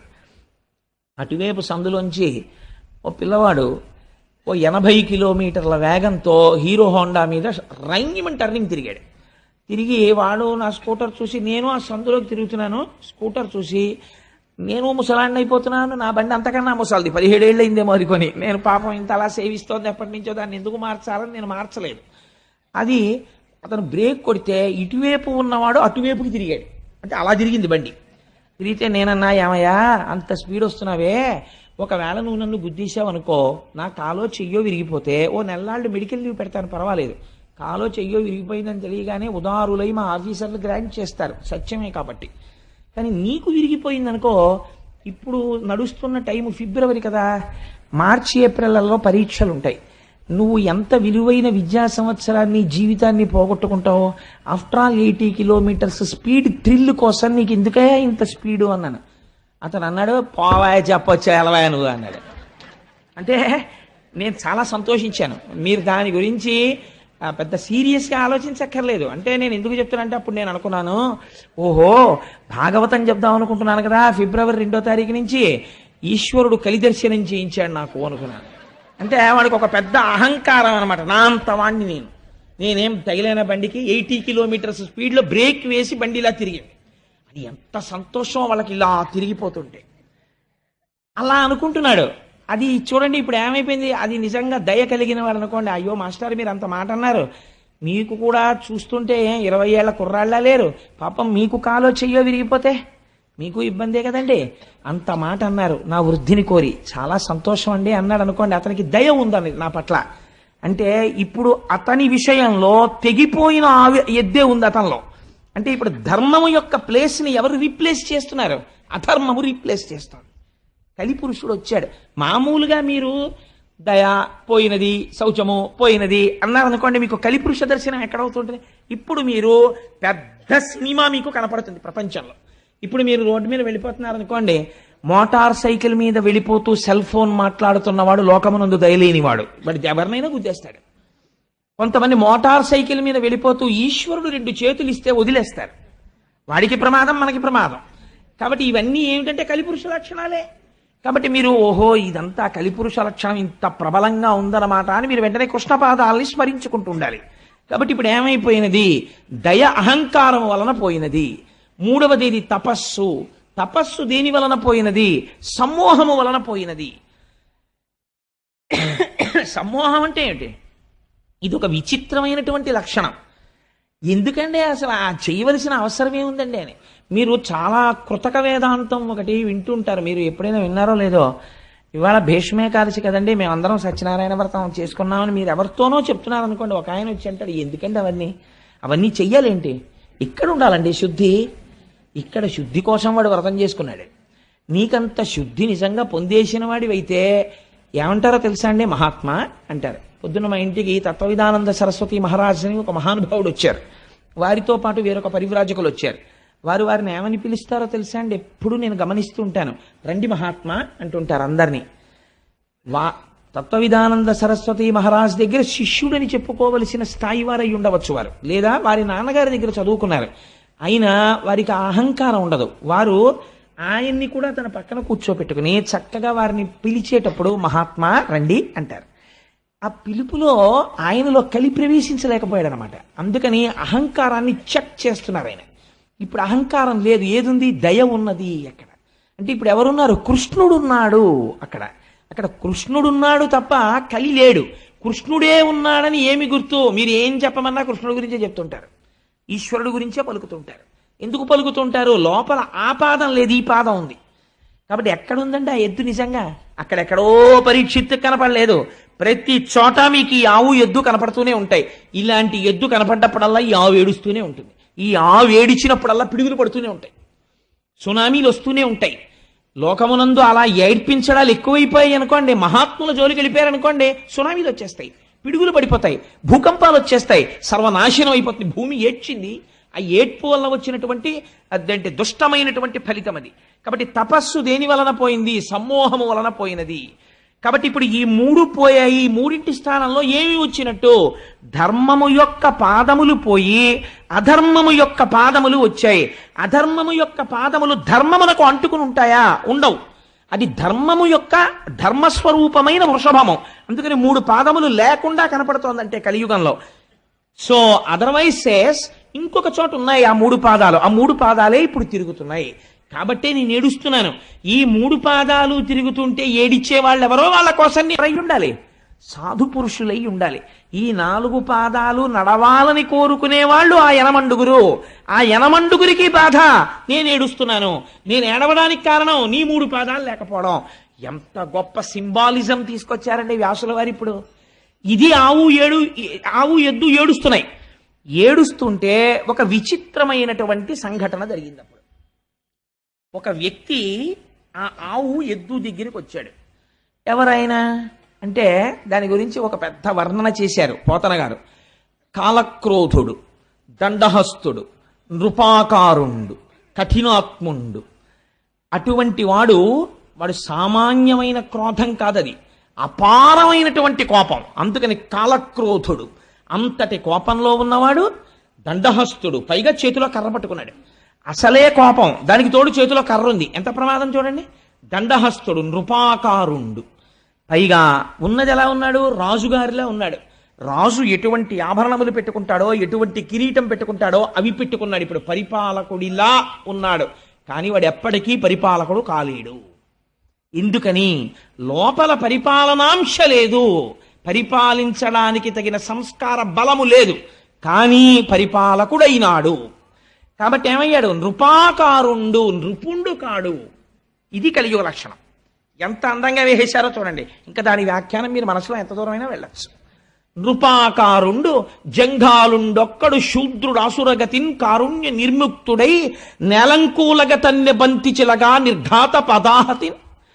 నృపాకారంలో వచ్చినటువంటి వాడు బిడ్డ కనపడక ఏడుస్తున్నటువంటి తల్లిలా శుష్కించిపోయి ఉన్నటువంటి ఈ ఆవుని అపారమైనటువంటి కోపంతో ఏమీ చెయ్యకుండా అలా నిలబడి ఉన్నటువంటి ఆవుని తన కాలెత్తి ఒక్క తన్ను తన్నాడు. నెలంకులగే బంతిచిలగా ఆ ఆవు తిరగబడిపోయింది. అలా ఒక్క తన్ను తన్నాడు.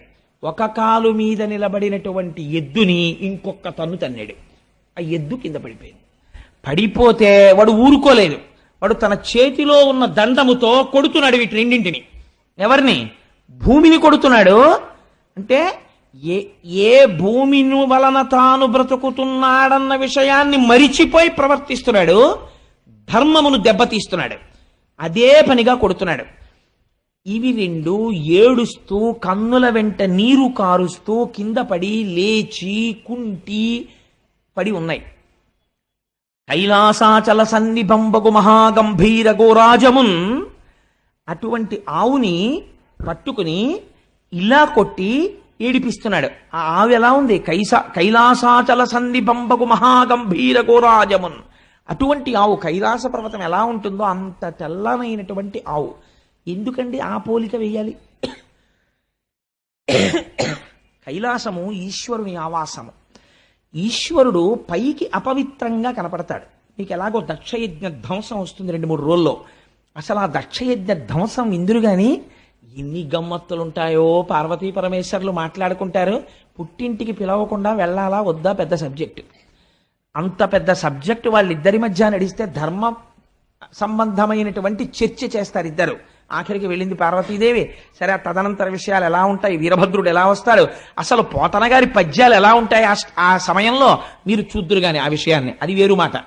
కానీ నేను ఎందుకు ఈ విషయాన్ని ఇప్పుడు విజ్ఞాపన చేశానంటే, అక్కడ ఈ ఆవుని ఎద్దుని కొట్టేటప్పుడు కైలాసాచల సన్నిభంబగు మహాగంభీర గోరాజమున్, పైకి అమంగళంగా ఉన్నట్టు కనపడతాడు ఈశ్వరుడు. పుర్రెలమాల వేసుకున్నట్టు, శ్మశానంలో ఉన్నట్టు, శవ విభూతి రాసుకున్నట్టు ఉంటాడు. ఆయనంత మంగళప్రదుడు వేరొకడు లేడు. అందుకని ఆయనకి శివ అని పేరు. పైకి అమంగళంగా కనపడతాడు. కాబట్టి ఇప్పుడు ఏమైంది? పరస్పర విరుద్ధమైనటువంటి విషయాలు రెండు ఏకకాలమునందు ఒకరి యందు ఉన్నాయి. అలా ఎప్పుడూ చేసేటటువంటిది మంగళమే. మీరు ఒకటి గుర్తుపెట్టుకోండి, శివుడు అమంగళం చెయ్యడు, ఆవు అమంగళం చెయ్యదు. ఆవు ఆయన చాలా గొప్పవాడు. నేను ఇలా చెప్పానని మీరు ఏమనుకోకండి. నేను ఒక ఉదాహరణ చెప్తాను. దీనివల్ల పెద్దలు ఎంత బాధపడ్డారంటే, ఒకానొక సమయంలో రమణ మహర్షి స్నానం చేస్తే ఆయన అప్పటికి పాపం సర్కోమా తీవ్రత పొందేసి అడుగు తీసి అడుగు వెయ్యలేని స్థితిలో ఒక గదిలో స్నానం చేస్తుండేవారు. స్నానం చేస్తే ధూర్త లక్షణాలు అంటే ఎలా ఉంటాయంటే, ఆయన స్నానం చేసిన నీళ్లు తూములోంచి బయటికి వచ్చేస్తుంటే ఆయన చూడకుండా ఆయన స్నానానికి వెళ్ళగానే సీసాలు అట్టుకుని నించునేవారు. ఆయన స్నానం చేసి నీళ్లు బయటకు వస్తుంటే తూములోంచి ఆ సీసాలో నీళ్లు అట్టుకుని పట్టుకెళ్లి తీర్థాల కింద ముచ్చేసుకునేవారు. ఆయన ఒకసారి బయటకు వచ్చి చూసి తెల్లపోయారు, ఏమిటి వీరి పనులని. రమణ మహర్షి స్నానం చేసిన నీళ్లు తాగితే జ్ఞానం వస్తుందా? రమణ మహర్షి చెప్పినటువంటి విషయాన్ని మీరు పాటిస్తే జ్ఞానం వస్తుందా? అంటే అర్థం ఉండదా చేసేటటువంటి పనికి. అలా ఆయన ఎంత మహాజ్ఞాని కానివ్వండి, ఆయన ఎంత గొప్పవాడు కానివ్వండి, ఆయన మూత్ర విసర్జన చేశాడు అనుకోండి, ఆ మూత్ర విసర్జన చేసినటువంటి మూత్రాన్ని తీసుకొచ్చి మీరు ఈశ్వరార్చనలో వాడగలరా? ఆయన మహాజ్ఞాని. మీరు వాడరు, అలా వాడకూడదు కూడా, అసలు ఆ ప్రశ్నే రాదు. ఒక ఆవు మూత్ర విసర్జన చేసింది అనుకోండి, మీరు ఆ ఆవు మూత్రాన్ని పట్టి ఇంటికి తీసుకొచ్చి శుద్ధికి చల్లుకుంటారు. ఆవు మల విసర్జన చేసింది అనుకోండి, దాన్ని పట్టి తెచ్చి చంటి పిల్లల ఒంటికి రాస్తారు. ఎదర దశమస్కంధాల్లో విందురు కానీ మీరు దృష్టి దోషం రాదు. పైగా శుద్ధి జరగాలంటే ఆవు పేడ నీళ్లలో కలిపి కళ్ళాబీ చల్లుతారు, సూక్ష్మక్రిములు చచ్చిపోతాయని. ఆవు పేడ శుద్ధికి ఉపయోగపడుతుంది, ఆవు మూత్రము శుద్ధికి ఉపయోగపడుతుంది, ఆవు పాలు అభిషేకములకు ఉపయోగపడతాయి, ఆవు పాలు మేధస్సుకు ఉపయోగపడతాయి, ఆవు పాలు అమ్మలేని బిడ్డడి యొక్క శరీరాన్ని పోషించడానికి తల్లిపాలలా ఉపయోగపడతాయి. ఆవు ఎప్పుడు ఆవు నుంచి వచ్చినటువంటి సమస్త పదార్థములు మన యొక్క ఉన్నతికే ఉపయోగపడతాయి. కానీ ఆవు ఎక్కడ ఉంటుంది? ఇంటి బయట పెరట్లో ఉంటుంది ఎక్కడో తప్ప. అయ్యో ఆవా, నీ పాలతో అభిషేకం చేసుకుంటుంటే నాకు వచ్చినటువంటి గ్రహాల యొక్క దోషానికి ఉపశాంతి కలిగింది. పాపం నువ్వు అక్కడ ఉండడం ఏంటే, వచ్చి నువ్వు కూడా హాల్లో ఉండని తెచ్చి మీరు కడతారా? కట్టరు. ఆవు ఎలా ఇంట్లోకి రాదో, పెరట్లో ఉండి మీకు ఉపకారం చేస్తుందో, రుద్రభూమిలో ఉండి మీకు ఉపకారం చేస్తాడు శంకరుడు. అందుకని కైలాసాచల సన్నిభంబకు మహాగంభీర గోరాజమున్ నిరంతరము ఉపకారము తప్ప వేరొకటి తెలియనటువంటి ఆ ఆవుని నీ చరణంబుల నెవ్వడిటి నిర్దలితంబుక చేసే వాడు తా ఖేచరుడైన మణికీలిత భూషణయుక్త బాహులం వేచడి త్రుంచివైతూ వినువీధికి నేగిన నెలడాగినన్నాడు పరీక్షిత్. ఎవరు నిన్నిలా కొట్టినవారు? ఎవరు? నువ్వు చేసినటువంటి ద్రోహం ఏమిటి? నువ్వు పాలిస్తావు, నీ పేడ ఉపయోగపడుతుంది, నీ మూత్రం ఉపయోగపడుతుంది, ఇన్నింటిని వాడుకుని వాచివి అయిన గడ్డి తిని వాహినులందు జలంబు త్రాగగా నువ్వు చేసినటువంటి దోషం ఏమిటి? ఎక్కడో వాచవి అయిన గడ్డి తిని, పోనీ అయ్యో గడ్డి తినేసిందండి దుర్మార్గం ఎద్దు అందామా అంటే, ఎవ్వరికీ పనికిరానటువంటి గడ్డి ఆ ఎద్దు తింటోంది.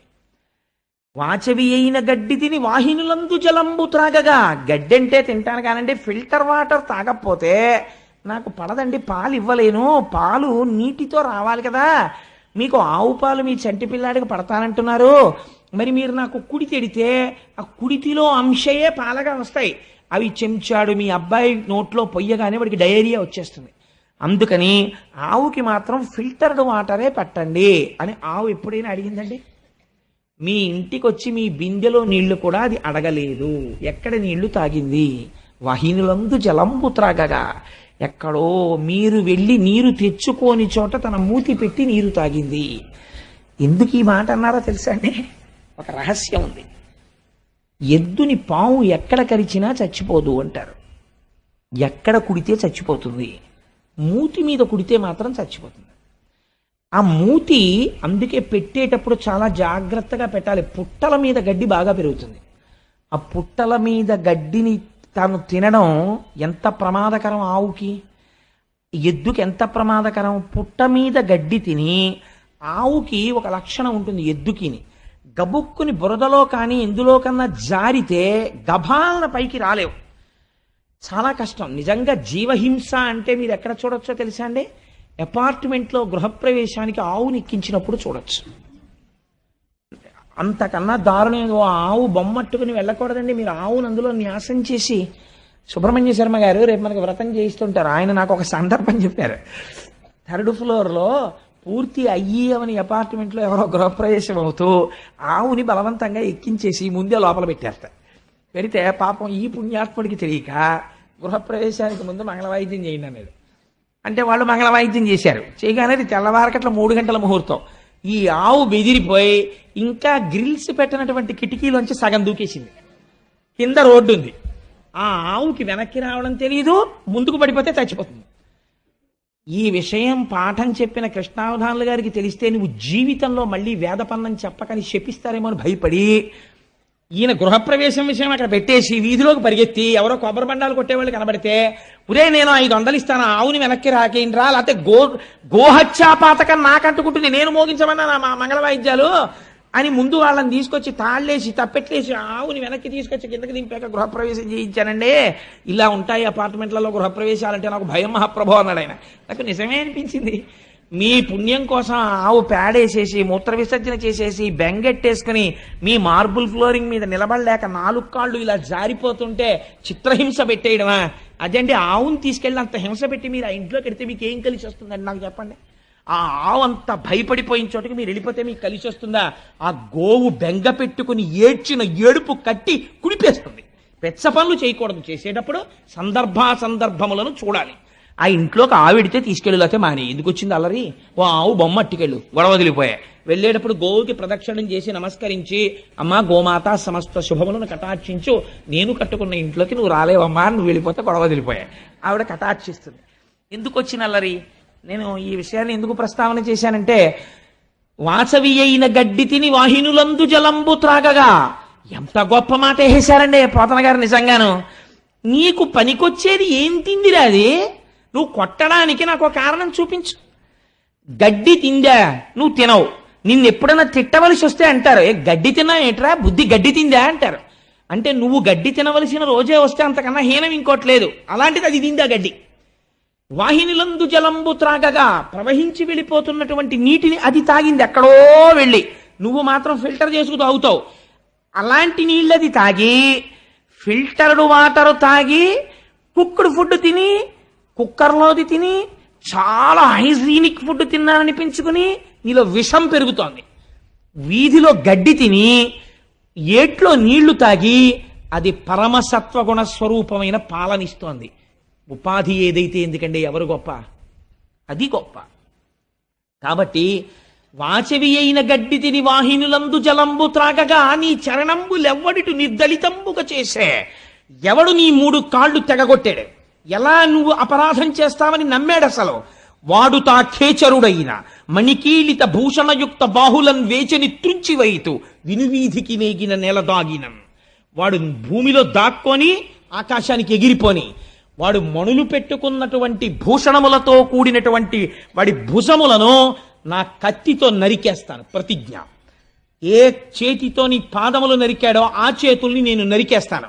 అంటే ఇంకా ధర్మ సంస్థాపన కోసము పూనికున్న రాజు ఉన్నాడు భూమి మీద, పరీక్షిత్ వరకు. ఈ మాట అనగానే అక్కడ ఉన్నటువంటి ఆ వృషభము, ఆ గోవు, అవి రెండు వాటి స్వరూపమును చూసి పరీక్షిత్ గుర్తుపట్టాడు. అమ్మా, నువ్వు ధరణిదేవివి, ఆయన ధర్మము. మీ ఇద్దరూ ఇలా అయిపోయినందుకు నేను శోకిస్తున్నాను. కానీ ఎవడు ఇలా ఈ పాదములు తెగగొట్టాడని అడిగాడు. అడిగితే వీళ్ళు చెప్పకముందే ఆవిడంది ఎంత గొప్పగా మాట్లాడిందో చూడండి. కొందరు కాలం అన్నారయ్యా, కొందరు కర్మ అన్నారు, ఇది యుగ సంధి అన్నారు, ఇది యుగ లక్షణం అన్నారు, ఏవేవో కారణాలు చెప్పారు. నా కాళ్ళు మాత్రం తెగిపోయాయి అందావిడ. అంటే ఆయన అటు ఇటు చూస్తున్నాడు. ఇప్పటి వరకు నృపాకారంతో ఉన్నవాడు ఒకడున్నాడు చూశారా, వాడు గభేల్న వెళ్ళి పరీక్షిత్ పాదాల మీద పడిపోయాడు. పడిపోయి, అయ్యా నన్ను రక్షించండి, తప్పైపోయింది, నేనే నరికేశానా 3 పాదాలు అన్నాడు. అంటే ఇప్పుడు ధర్మము యొక్క 3 పాదములను ఎవరు నరకగలిగారు? కలి వలన పోయి. కలి తెంపలేదు, కలి మీలోకి వస్తే మీ చేత తెంపించేస్తాడు ధర్మాన్ని. కాబట్టి ఇప్పుడు కలి ప్రవేశం జరిగినది. కానీ స్థిరముగా నేను ఉంచుకోలేకపోతున్నాను. ఒక మాట చెప్పాడు, నా తప్పు కాదు, ఇది కలియుగం, నేను రావాలి, అందుకే ఈశ్వరుడు వెళ్ళిపోయాడు, నేను వచ్చాను. కానీ మరి నేను గట్టిగా ఉంచుకుని నిలబడదామంటే నేను ఎక్కడికెళ్ళి నిలబడితే అక్కడే నువ్వు ధనుర్బాణాలు పట్టు కనపడుతున్నావు. మరి ఎలా? ఇలా అయితే నేను ఉండడం కష్టం కదా. మరి కలియుగంలో కలిని ప్రవేశించాలి కదా. అందుకని నువ్వు నాకు ఒక అవకాశం ఇయ్యి, నువ్వు ఫలానా చోట ఉండు అని చెప్పు, నేను అక్కడ ఉంటాను. అప్పుడు ఇంక ఇబ్బంది ఉండదు. తప్పించి నేను ఎక్కడికెడితే అక్కడ నువ్వు కనపడుతుంటే నీకు నాకు సంఘర్షణ వస్తుంది, నువ్వు నన్ను చంపుతానంటుంటావు. యుగం వచ్చేసింది, నేను రావాలి, కాబట్టి నేను ఎక్కడ ఉండనో నువ్వే చెప్పన్నాడు. అంటే ఎంత గొప్ప మాట చెప్పాడో చూడండి. పరీక్షిత్ అన్నాడు, నీకు 4 స్థానాలు ఇస్తాను, నువ్వు అక్కడే ఉండు అన్నాడు. ఎక్కడ ఉండమంటావు అని అడిగాడు. మొట్టమొదట పరీక్షిత్ చెప్పిన స్థానం ఏదో తెలుసా అండి? జూదశాల యందు నీవు ఉండవచ్చు. రెండవది ఎక్కడ ఉండనన్నాడు, పానశాల యందు నువ్వు ఉండవచ్చు. ఎక్కడెక్కడ ఈ మత్తు గొలిపేటటువంటి పదార్థములను త్రాగుతారో అక్కడ నువ్వు ఉండవచ్చు. మూడవది స్వేచ్ఛావిహరిణులై ధర్మమునకు కట్టబడని ఆచార భ్రష్టులైన స్త్రీల యొద్ద నువ్వు ఉండవచ్చు. 4వది ఎక్కడ ఉండవచ్చు, జీవహింస జరిగేటటువంటి ప్రదేశముల యందు నీవు ఉండవచ్చు. 4 ప్రదేశాలు నీకు ఇచ్చానన్నాడు. ఇప్పుడు మీరు పురాణంగా నేను దీన్ని ఈ మాట చెప్పి నేను దాటేశాను అనుకోండి, మీరు నా చొక్కా ఏం పట్టుకోరు, పాపవాడికి అదే వచ్చు లోపల చెప్పాడు, పాపవాడి జోలికి ఎందుకు మనకు వదిలేస్తారు నన్ను. కానీ మీరు నాకు ఒక విషయం చెప్పండి, కలికి ఈ 4 ప్లేసెస్ ఇస్తే ఏమిటి కలిసి వచ్చిందండి పరీక్షిత్తుకి? అసలు నువ్వు రావద్దురా అనాలి, కానీ ఈ 4 స్థానాలు నీకు ఇచ్చానన్నాడు కదా, ఈ 4 స్థానాలు ఇచ్చాడు అనుకోండి, కలి వెళ్ళి జూదం షాపులో పేక ముక్కలు ఇస్తాడా, లేకపోతే ఈ మత్తు పదార్థాన్ని అమ్మేటటువంటి చోటుకి వెళ్ళి షాప్ పెట్టుకుంటాడా, లేకపోతే జీవహింస తను చేస్తాడా? మిమ్మల్ని ఎలా పాడు చేస్తాడు కలి? ఇది మీరు విశ్లేషణ చెయ్యాలి. ఎలా పాడు చేస్తాడు అంటే దాని ఫలితమును చెప్పారు. జూదశాలయందు ఏమి జరుగుతుంది? అసత్యము ప్రబలుతుంది. ఎలా అని మీరు నన్ను అడగచ్చు. మీరు కావాలంటే లోకమునందు పోకడ మీరు గమనించే ఉంటారు. మీరు గుడికి వెళ్ళేవాడు ఏమన్నా ఒకసారి నేను శివాలయానికి వెళ్ళి ప్రదక్షిణం చేసి వచ్చేస్తానండి అంటాడు. లేదు, ఇంకా సినిమాకి వెళ్ళేవాడు అనుకోండి, ఏమండి ఏమనుకోకండి సినిమాకి వెళ్తున్నానంటాడు. ఇంకా పోని 10 మంది పరిహాసం ఆడాలండి. అదేంటి ఆఫీసర్ గారి దగ్గరికి వెళ్ళి, సార్ నాకు కొత్తగా పెళ్ళయిందండి, 16 రోజుల పండగ, ఎస్ఆర్ఎం గారి ఇన్స్పెక్షన్ జడ్ఎం గారి ఇన్స్పెక్షన్ అంటున్నారు, మా అత్తారు బాధపడతారు సార్, అందుకని 16 రోజుల పండగకి వెళ్ళాలంటే ఓ చిరునవ్వు నవ్వేసి ఆఫీసర్ గారు గ్రాంట్ చేసేయచ్చు. అది కూడా నోటితో చెప్పుకుంటాడు నేను వెళ్ళాలండి అని. కానీ ప్యాక ఆడుకోవడానికి వెళ్తున్నానండి అని చెప్తాడండి ఎవడైనా? చెప్పడు, మర్యాద పోతుందని తెలుసు వాడికి. అందుకని ఏం చెప్తాడు, అబ్బాయి ఏం లేదండి మా ఫ్రెండ్ ఇంటికి వెళ్ళొస్తాను మాస్టారు అని వెళ్ళిపోతాడు. లేకపోతే దానికి అందమైన పేరు ఎట్టుకుంటారు. దాన్ని నేను ఎందుకు చెప్పాలి కానీ ఇంగ్లీష్లో అయితే సితో ప్రారంభమై బీతో పూర్తి అయిపోయేటటువంటి 4 అక్షరాల సంస్థను ఒక దాన్ని పెట్టుకుంటారు. పెట్టుకుని అలా చెప్పుకోవడానికి సిగ్గేది, అందుకని అక్కడికి వెడుతున్నామని చెప్పుకుంటారు అని వెళ్ళిపోతారు. వెళ్ళిపోతే సాధారణంగా ఏమనుకుంటారంటే వీళ్ళందరూ లోపల కూర్చుని ఏదో దేవకార్యం నిర్వహిస్తున్నారు అనుకుంటారు. ఏం ఉండదు, అక్కడ బూడిద ఆడుకుంటూ ఉంటారు వీళ్ళందరూ. చాలా నిశ్శబ్దంగా ఐశ్వర్యం వెళ్ళిపోతుంది అక్కడ. అది కలిస్థానం. అందుకని అసత్యం ప్రారంభమవుతుంది. ఎందుకో తెలుసా అండి, సత్యమేవేశ్వరో లోకే సత్యం పద్మాశ్రితా సదా సత్యమూలాని సర్వాణి సత్యాన్నాస్తి పరమం పదం. సత్యాన్ని ఆశ్రయించి లక్ష్మి ఉంటుంది, అసత్యం పలకగానే లక్ష్మి వెళ్ళిపోవడం మొదలైపోతుంది. అక్కడ ఏమవుతుంది, అసత్యమే చెప్పాలి. కాబట్టి ఏం చేస్తాడు, ప్రారంభం అసత్యం, తీరా వెళ్ళిన తర్వాత 3 గంటలు కూర్చుని ఇంటికి వస్తాడు. పాపం భార్య అలా కూర్చుంటుంది. ఏమండి ఇంతసేపు ఎక్కడికి వెళ్ళారండి అంటుంది. కోటేశ్వరరావు ఉపన్యాసానికి వెళ్ళానే, ఓ రోజు తప్పకుండా రండి రండి రండి రండి, మీరు రాకపోతే నేను చెప్పలేకపోతున్నాను అంటున్నాడు, అందుకని వెళ్ళానంటాడు. కాబట్టి ఏమైపోయింది, అక్కడ అసత్యం. అసలు ఆ కోటేశ్వరరావు అలా అడగను లేదు. నాకు ఒక తమాషా ఆయన మాట వినపడుతుంటుంది ప్రపంచంలో. నాకు ఎక్కడ నవ్వు వస్తుందంటే ఒక్కొక్కరు నాకు కనపడంటుంటారు, కోటేశ్వరరావు మీ ఉపన్యాసాలకి రాలేకపోయానండి ఏమనుకోకండి అంటారు. నేను అనుకోవడం ఎందుకంటే మా ఇంట్లో పెళ్ళి అయ్యేదేమన్నా వస్తే సంతోషం, రాకపోయినా సంతోషం. నేనేం మీరు రాకపోతే అంటే నేను కించపరిచాను కదా, ఆ మాట ఎందుకు, రాకపోతే అది it's not an excuse to be pleaded. దానికి పెద్ద ఇదే ఉందండి. ఈశ్వరానుగ్రహం ఉంటే వస్తారు, ఈశ్వరానుగ్రహం లేకపోతే రాలేరంతే భగవత్ సంబంధంలో. కాబట్టి అసత్యముతో మొదలవుతుంది. భార్యకి ఏమంటాడు, అబ్బాయి కోటేశ్వరరావు ప్రసంగానికి వెళ్ళాను, ఆయన బాధపడుతున్నాడు ఒకసారి రమ్మని, అందుకని వెళ్ళానంటాడు.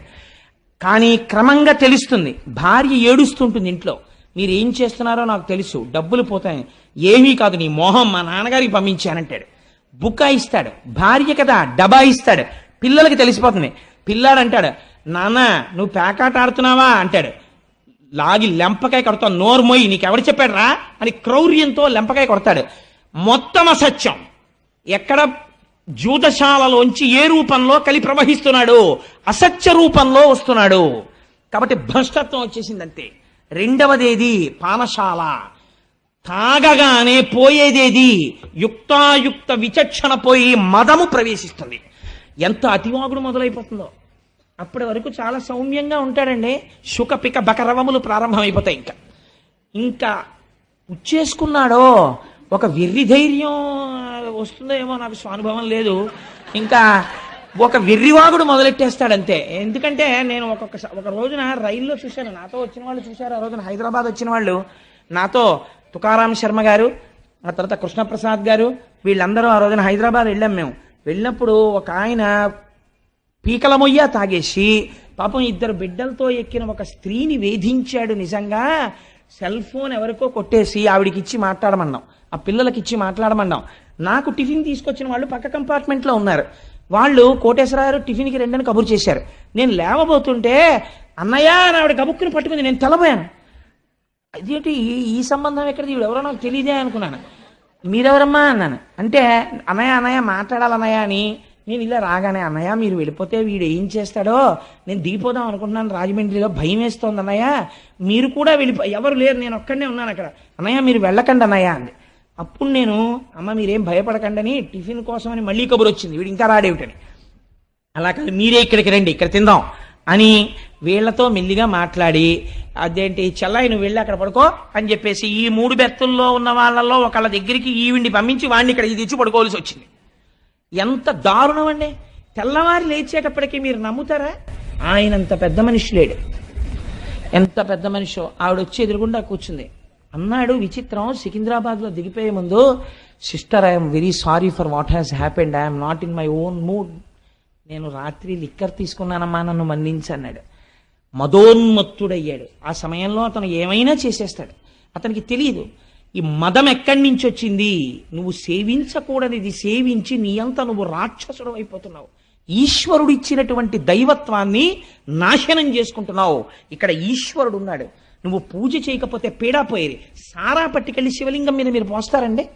ఈశ్వరుడు హం వైశ్వానరో భూత్వా ప్రాణినాం దేహమాశ్రిత, ఆయన మీద నువ్వు పొయ్యొచ్చా? ఆయన మీద నువ్వు పోస్తున్నావు. పోస్తే ఏమొస్తుంది? ఈశ్వరుని యొక్క దయ ప్రసరించదు, ఈశ్వరుని యొక్క ఆగ్రహము ప్రకటితమవుతుంది. ఏ రూపంలో? మదోన్మత్తుడు అవుతావు. ఆ మదం నిన్ను భ్రష్టుణ్ణి చేసేస్తుంది. అంతే, ఇంటి వీధి ముందుకు వచ్చి పడిపోతావు. మర్నాడు నువ్వు వీధిలోని చెడుతుంటే ఆయనే నిన్న పడిపోయినవాడు వీధిలో అని చెప్పుకుంటారు. పీనుగుని దింపినట్టు రిక్షాలు దింపి తీసుకెడుతుంటారు ఇళ్లలోకి, సంకల కింద చేతులేసి. ఎంత దారుణం అండి! ఎందుకు? బతుకు బతికినట్ట చచ్చినట్ట? దేని వలన?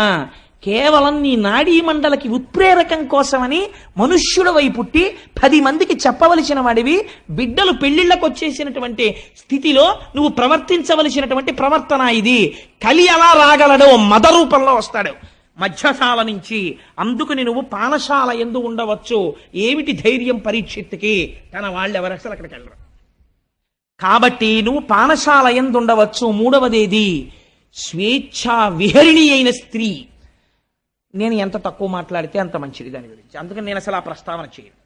4వది, ఎందుకంటే ఒక పూజ్య భావనతో చూడ్డానికి అలవాటు పడి ఒక లలితా సహస్రం చెప్పి, ఒక సౌందర్యలహరి చెప్పి, స్త్రీ అనబడేటటువంటి ఒక పేరు యందు ఆడది అన్నదాని యందు అమ్మతనాన్ని చూసి ఒక గౌరవం పెంచుకున్నవాడు పురాణ వ్యాఖ్యానం కోసం కూడా తక్కువ చేసి మాట్లాడడం అనవసరం. నేను చేయకపోయినంత మాత్రం చేత మీరు అర్థం చేసుకోలేని వాళ్ళు కారు. అందుకని నేను దాన్ని పరిహరిస్తాను. అందుకని స్వేచ్ఛావిహరిణి అయిన స్త్రీ వలన సమాజము భ్రష్టు పడుతోంది, విషయ సంగలోలుడైపోతున్నాడు. 4వది హింస. హింస అంటే ఏమిటో తెలుసా అండి? హింస అంటే నిష్కారణముగా ఒక ప్రాణి బాధపడితే తాను సంతోషించుట. ఇక్కడ మీరు ఒకటి జ్ఞాపకం పెట్టుకోవాలి. ప్రాణి హింస అంటే చంపేయడం అని కాదు.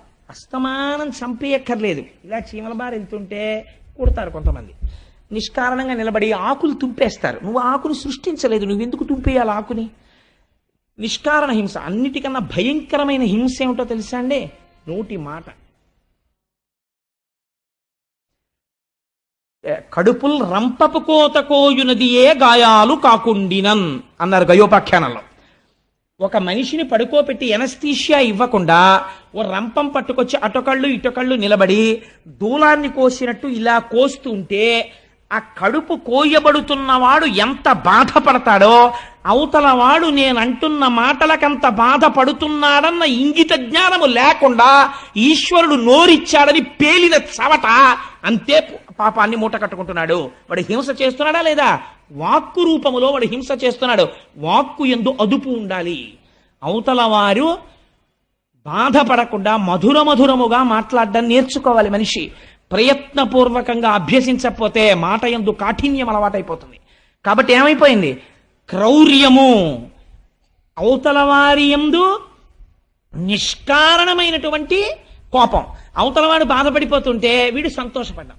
అవతలవాడి బాధ వీడి సంతోషమునకు హేతువైన నాడు కలిపురుషుడు ప్రవేశించినాడు. కాబట్టి ఏమైంది? ఈ 4 స్థానములు నీకు ఇస్తున్నాను. పరీక్షిత్ నమ్మకమేమి? తన పరిపాలనలో ఉండగా ఎవ్వరూ ఆ 4 చోట్లకి వెళ్ళరు. అంతే కదండి?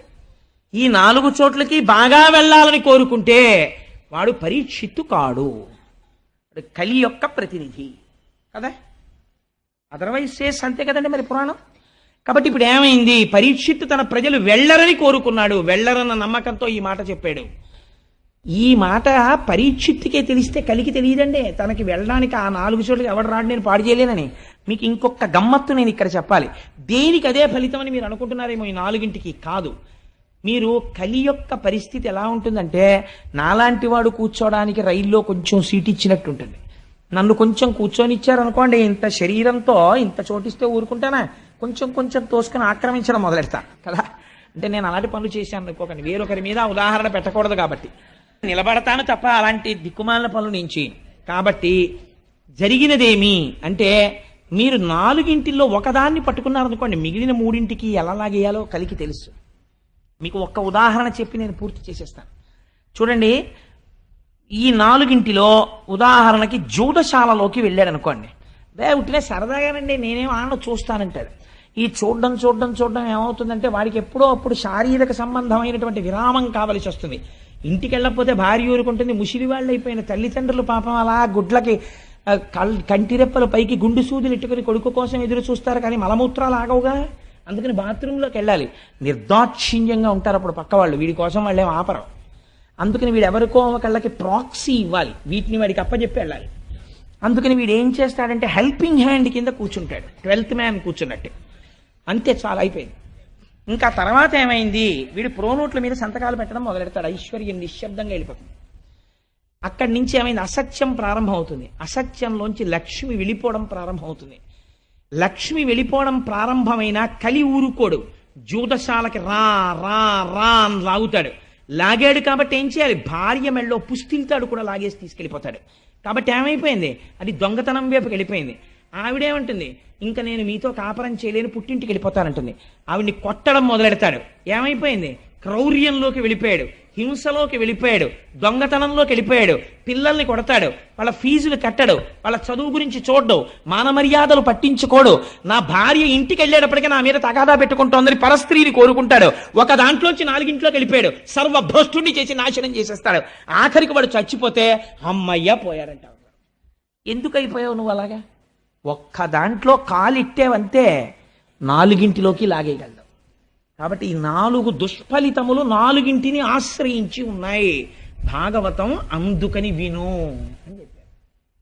ఈ జీవితం ఎక్కడ పాడైపోతోందో నీకు చెప్పేస్తాం, ఇది అర్థం చేసుకో. ఇంత అగ్నితప్తం జరగాలి, బంగారం అగ్నిహోత్రంలో ఉడకాలి. ఇప్పుడు ఇంత ఉడుకుతోంది, ఇప్పుడు రావాలి శుకుడు.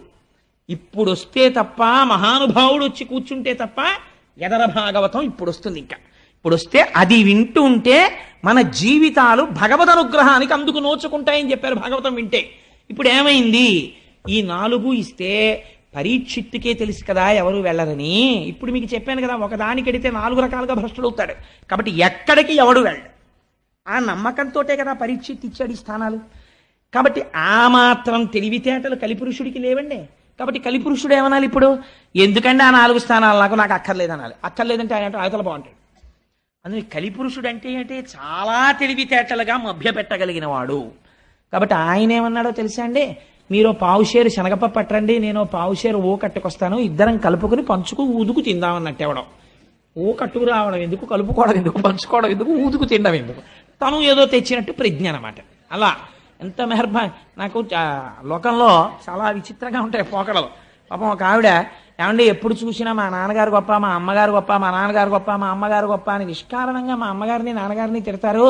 మీ అమ్మ చూడు, మీ నాన్న చూడు ఎప్పుడు అని చెప్పి పాపం వాళ్ళని తిడతారు. అదేమిటండి, మా అమ్మగారు నాన్నగారులలో ఒక్క సుగుణం లేదా అంటే ఆయన అన్నట్ట, సరే ఇవాళ నుంచి నేను మా అమ్మగారిని నాన్నగారిని పొగిడి మీ అమ్మగారిని నాన్నగారిని తిట్టను. మీ అత్తగారు మామగారే మంచివాళ్ళు, మా అత్తగారు మామగారే భ్రష్టులు, సరేనా అన్నాడు. ఏమైంది, ఎటు మారిస్తే ఏమైంది? అలా అదొక రకమైనటువంటి గుంభనం, మాటలో అతి తెలివితేటలు. కలిపురుషుడు ఎలాగా మభ్య పెట్టాడో చూడండి. మభ్య పెట్టడం అండి లక్షణం. అసలు ఆ మభ్య పెట్టేటటువంటి మాట తీరు ఎక్కడి నుంచి వస్తుందో తెలుసా అండి, ఇక్కడ అశౌచం ఉంటే అవతల వాళ్ళని ఎలాగో అలా లొంగదీసే మాట మాట్లాడడం మొదలవుతుంది. తన సత్యమునకు కట్టుబడిపోయాడు అనుకోండి, ఇక్కడ కలిస్థానం లేదనుకోండి, అసలు అవతల వారి యొక్క ప్రయోజనాన్ని తాను కోరుకోవట్లేదు. కాబట్టి అసలు అటువంటి ఆ మాటలు రావు నోటి వెంట.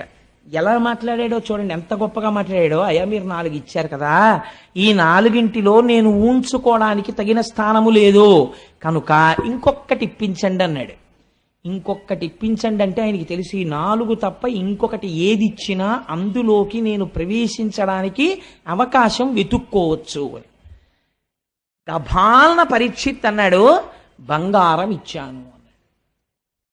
ఎందుకన్నాడా మాట అంటే, ఆ రోజుల్లో బహుశా ఒక లక్షణం ఉండేది. అంటే భాగవతంలోనే ఒక చోట వ్యాఖ్యానంలో ఒక మాట చెప్తారు, నిస్సంగులైనటువంటి వారు ఆత్మజ్ఞానమును ప్రబోధం చేసేటటువంటి వారికి హేమము అంటే బంగారమునందు లోభత్వం ఉండదు, వారు కోరుకోరు, వాళ్ళకి అది పెద్ద ఆసక్తి ఉండదు దాని మీద. అట్లాంటి వారు లోకములో ఉండగా, వారి ప్రబోధం ఉండగా లోకం ఎందుకు పాడవుతుంది అనుకున్నాడో ఏమో, బంగారమునందు స్థానం ఇచ్చానన్నాడు. పరీక్షిత్ ఒంటి నిండా బంగారం ఉంది, ఆపాదమస్తకం, కిరీటం దగ్గర నుంచి ఆభరణాల వరకు ఉంది. వెళ్ళలేడండి, అందరిలోకి వెళ్ళడం ఎందుకండి, పరీక్షిత్తులోకి వెళ్ళిపోతే సరిపోయాయి, డైరెక్ట్గా నాశనం అయిపోయింది. పరీక్షిత్తును పాడి చేసేస్తే చాలు. తను ఇంకా రాజద్వారం తెరిచేసుకున్నట్టే. కోటలోకి ప్రవేశించడానికి సామాన్య సిపాయిల్ని ఎంతమందిని చంపుతారు? రాత్రికి రాత్రి మీరు కుట్ర చేసి ప్రభువుని బంధించేశారనుకోండి, అయిపోయిందంటే సింహాసనం మీ హస్తగతం అయిపోయింది. ఇప్పుడు పరీక్షిత్తుని కొట్టాలి, దొరికేశాడు. ఎక్కడ దొరికేశాడు? తన మాట తప్పని తనమే తనకి ప్రతిబంధకం అయిపోయింది. నీకు బంగారమునంది ఇచ్చానన్నాడు. చాలు మహాప్రభో, చాలా సంతోషం అన్నాడు. వెళ్ళిపోయాడు పరీక్షిత్. ఇంటికి వెళ్ళాడు. కోరిక పుట్టింది, వేటకెడితే బాగుండనిపించింది. ఎందుకని? ఒంటి మీద బంగారం ఉంది కాబట్టి పుట్టేసింది, అంతే. కలి ప్రవేశం జరిగిపోయింది. వేటకెడదామనిపించింది. అనిపించి ఆ వేట కోసమని బయలుదేరాడు. బయలుదేరితే అనేక మృగములను వేటాడాడు. ఎందుకు వేటాడడం అంటే, కలి యొక్క అంశలలో తానిచ్చిన వేరొక స్థానములోకి వచ్చేసాడు బంగారంలోంచి. ఇప్పుడు పరీక్షిత్ ఎలా మీకు చెప్పాను కదా, ఒక దాంట్లోకి వస్తే చాలు, మిగిలినవన్నీ వచ్చేసి నాశనం అయిపోతాడు. ఇప్పుడు బంగారం ఉంది ఒంటి మీద, వచ్చాడు కలి. కాబట్టి ఇప్పుడు ఏమైంది? జీవహింస చెయ్యాలన్న కోరిక పుట్టింది. వేటకి ప్రభువు ఎప్పుడు ఎడతాడు అంటే, సాధారణంగా ఎప్పుడు ఎడతాడంటే, జానపదులు వచ్చి అయ్యా క్రూర మృగాల సంఖ్య పెరిగిపోయిందండి అంటే, ఊరు మీదకి రావడానికి భయపడే రీతిలో దండుగా వెళ్ళి, రాజు అందుకే పెద్ద పరివారంతో పెడతాడు. కనుమ పండగకి వెంకటేశ్వర స్వామి వారు పెడతారు వేటకి, మేము చూసాం, వెళ్ళిన వాళ్ళం. అలా ఆ వేటకి వెళ్ళి కొన్ని క్రూర మృగాల్ని వేటాడతాడు. అలా వెళ్ళాలి, అంతేకాని ఆ జంతువుల్ని చంపడం సరదాగా వెళ్ళకూడదు. అలాంటి ఆలోచన పుట్టింది, చంపుదాం అని. ఇప్పుడు ఏం చేశాడు? వేటకెళ్ళాడు. ఇప్పుడు ఏమైంది? ఇంకో స్థానంలోకి వెళ్ళాడు, జీవహింసలోకి. నిష్కారణ క్రౌర్యం ప్రవేశించింది. బయలుదేరి వేటకెళ్ళాడు. వేటకెళ్ళిన వాడు ఏం చేశాడు?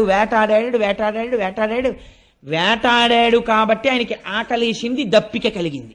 ఆకలి దప్పిక కలిగితే ఎక్కడికి వెళ్ళాలి? ఎక్కడికి వెళ్ళాలో అక్కడికి వెళ్ళాలి. నాకు బాగా ఆకలేసింది అనుకోండి, కనీసంలో కనీసం ఈ ఊళ్ళో మనకు ఎవరు తెలియరా అనుకుంటే ఏం చేయాలి? హోటల్కి వెళ్ళి, అయ్యా ఏమున్నాయండి అని అడిగో, ఇడ్లీయో మసాలా దోశ ఏదో అడగాలి. అంతేగాని ఓ వెల్డింగ్ షాప్కి వెళ్ళి తినడానికి ఏమైనా ఉన్నాయండి అన్న, నోరు తెరిచి పెడతానంటే ఆర్క్ వెల్డింగ్ రాదు. బుద్ధి ఉందే? ఇప్పుడు ఇక్కడికి వచ్చి ఏమైనా తినడానికి ఉన్నాయా అంటే ఏంటి? ఏదో ఎదురుకుండా హోటల్కి పోయి ఏమైనా ఉంటాయంటారు. ఎక్కడ ఏది దొరుకుతుందో అక్కడికి వెళ్ళాలి. ఆ మాత్రం బుద్ధి లేకపోవడం అంటే ఏమిటంటే, బుద్ధి భ్రంశమవుతోంది పరీక్షిత్తుకి. లేకపోతే ఆకలేసిన వాడు, నీరు కావలసిన వాడు మహర్షాశ్రమానికి పోవడం ఏమిటి? అక్కడ ఆయన ఏం తపస్సు చేసుకుపోని వెళ్ళాడు. ఆల్రెడీ ఏమోనండి కొంచెం నీళ్లు దొరుకుతాయేమో అని వెళ్ళాడండి. ఎవరిని అడగాలండి? మంచినీళ్ళు దాహం వేస్తే అక్కడ ఎవరన్నా కాస్త తిరుగుతుంటే, ఆ ఆశ్రమంలో ఎక్కడన్నా కుటీరాల్లో ఉన్నవాళ్ళు ఉంటే, అమ్మ కాసిన నీళ్లు పోయిండి అమ్మ దాహం వేస్తోందని అడగాలి. ఎవరి దగ్గరికి వెళ్ళి నించున్నాడో తెలుసా అండి? నీళ్లు కావాలని అంటే అహంకారము వచ్చినది. ఎవరి దగ్గరికి వెళ్ళాడు అంటే, ఎంత గొప్ప వర్ణన చేశారో తెలుసా అండి వ్యాసుల వారు? ఎగ్జాక్ట్ ట్రాన్స్లేషన్ చేశారంతే పోతన గారు. పలికెడిది భగవతమట, పలికించు విభుండు రామభద్రుండట.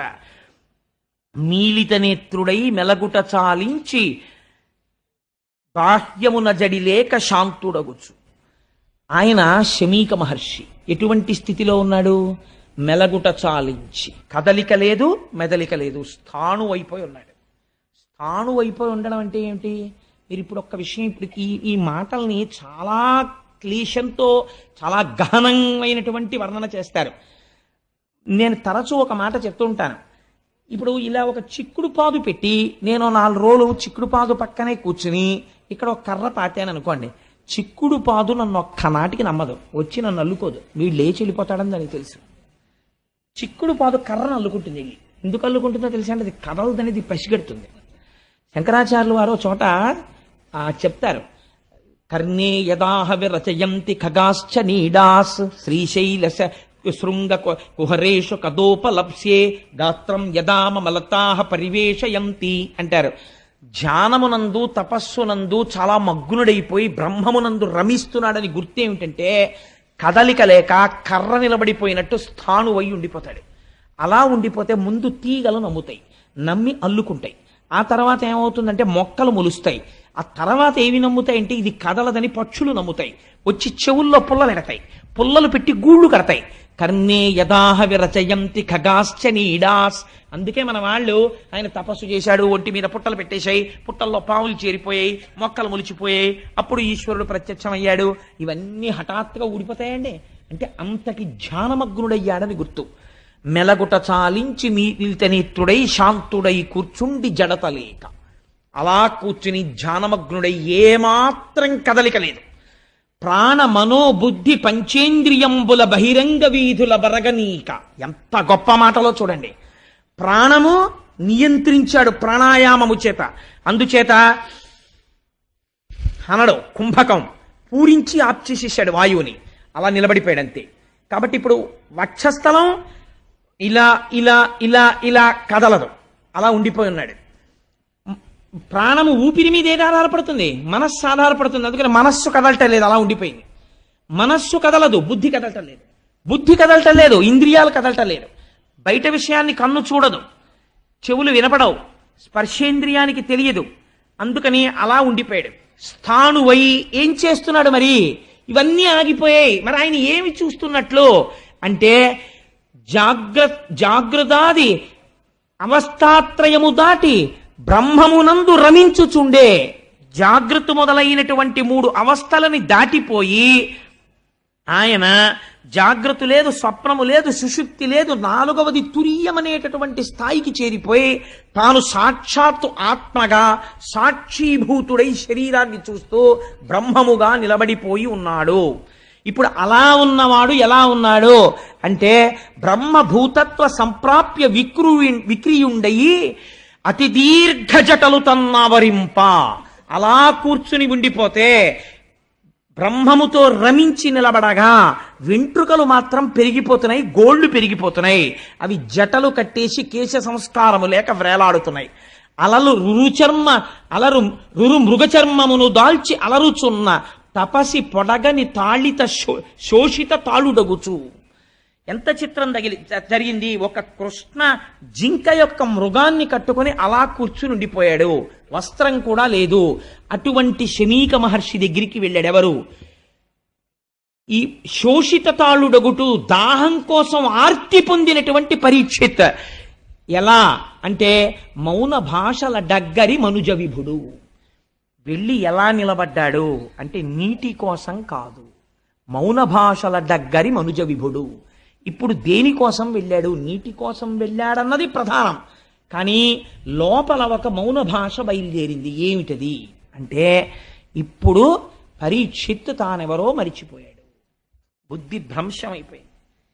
ఇట్లాంటి బ్రహ్మమునందు రమిస్తున్నటువంటి తాపసిని చూసి నిశ్శబ్దముగా తాను వెళ్ళిపోవాలా? నేను మహారాజునొస్తే లేచి నిలబడడా, నాకు నమస్కరించడా, నాకు ఆసనం చూపించడా, మహారాజా ఎందుకు వచ్చావని నన్ను అడగడా? ఎంత అహంకారం రా ఈ తపస్వికి అనుకున్నాడు. అంటే ఇప్పుడు ఏమైంది? ఇంత పరీక్షిత్, ఇంత గొప్పవాడు, తెల్లవారి లేస్తే బ్రాహ్మణులకు నమస్కారం చేసేవాడు, అన్నీ తెలుసున్నవాడు, అన్నిటినీ మరిచిపోయాడు. బుద్ధి భ్రంశమైపోయింది కలి యొక్క ప్రవేశము వలన. దీనివల్ల ఏమైపోయింది? ఆగ్రహం పుట్టింది. యుక్తాయుక్త విచక్షణను కోల్పోయాడు. ఇందాక మీకు చెప్పాను కదా, ఒక స్థానంలోంచి ఒక స్థానంలోకి వెళ్ళిపోతున్నాడు. ఎంత వేగంగా జారిపోతున్నాడో చూడండి పరీక్షిత్. ఎలా అవమానించాలి ఇన్ని అనుకున్నాడు. అక్కడ చచ్చిపోయి పడున్న పామున్నది. మీరు ఒకటి గుర్తుపెట్టుకోండి, చచ్చిపోయిన పామైనా బతికున్న పామైనా అక్కడ పాము కనపడింది అనుకోండి ఉలిక్కి పడతాం.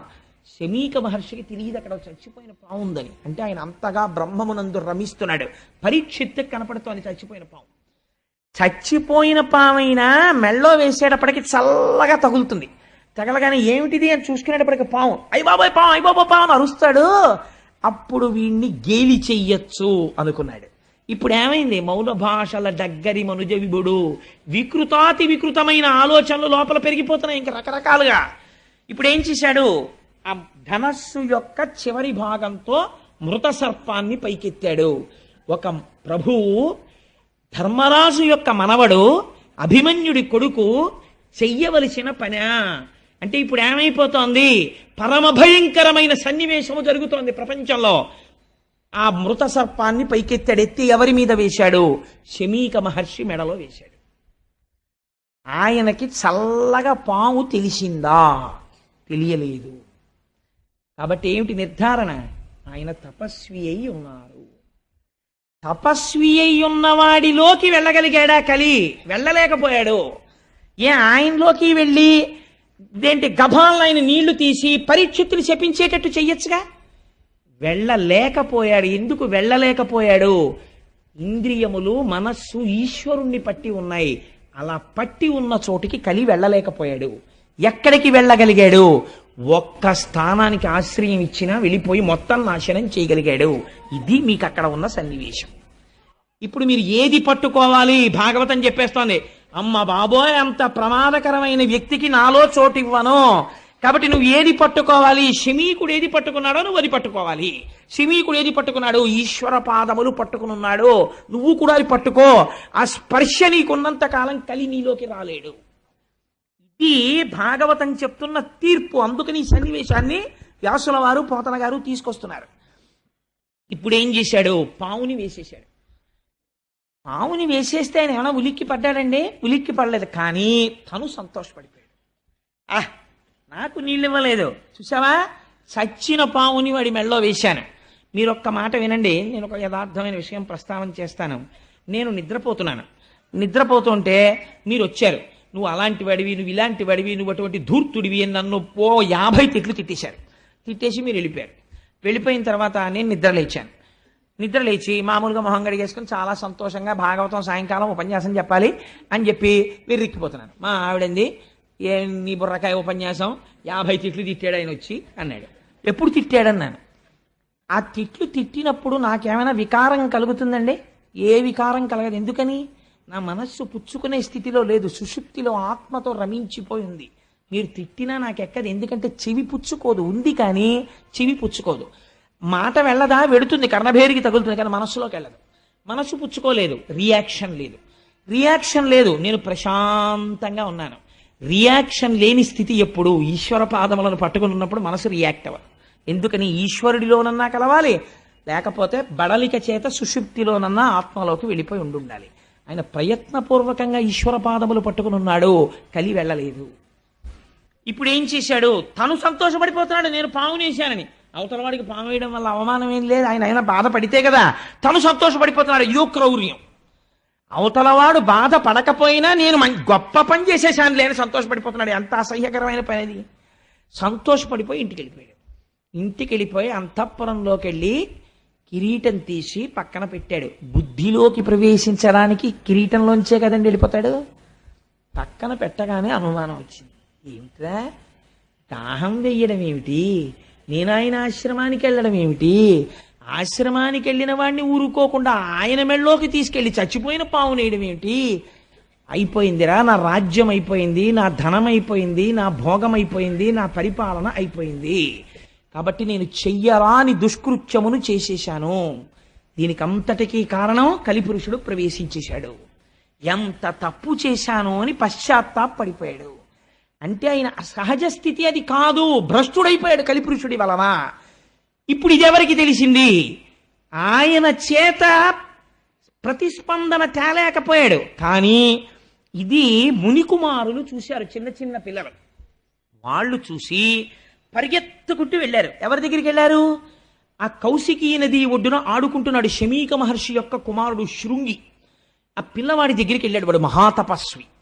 వాడి దగ్గరికి వెళ్ళి, ఉరే మీ నాన్నగారు తపస్సు చేసుకుని సమాధిలో ఉండగా ఒక రాజు వచ్చి, ఆ రాజు ఎవరో ఆ పిల్లలకి తెలియదు, అది గమ్మత్తు, ఆయన పేరు తెలియదు వాళ్ళకి. ఒక రాజు వచ్చి ఏదో మాట్లాడాడు, మీ తండ్రి పలకలేదు. కోపంతో చచ్చిపోయిన పావుని ధనస్సుతో ఎత్తి మీ నాన్నగారి మెడలో వేసి వెళ్ళిపోయాడు. వెంటనే ఆయన అన్నాడు, మీరు రాజు అంటున్నారు కదా, రాజు క్షేమంగా రాజ్యమును దేని వలన పరిపాలించగలిగాడు? నా తండ్రి వంటి తపస్వి ఇక్కడ ఉండడం వల్ల రాజు పరిపాలించగలిగాడు.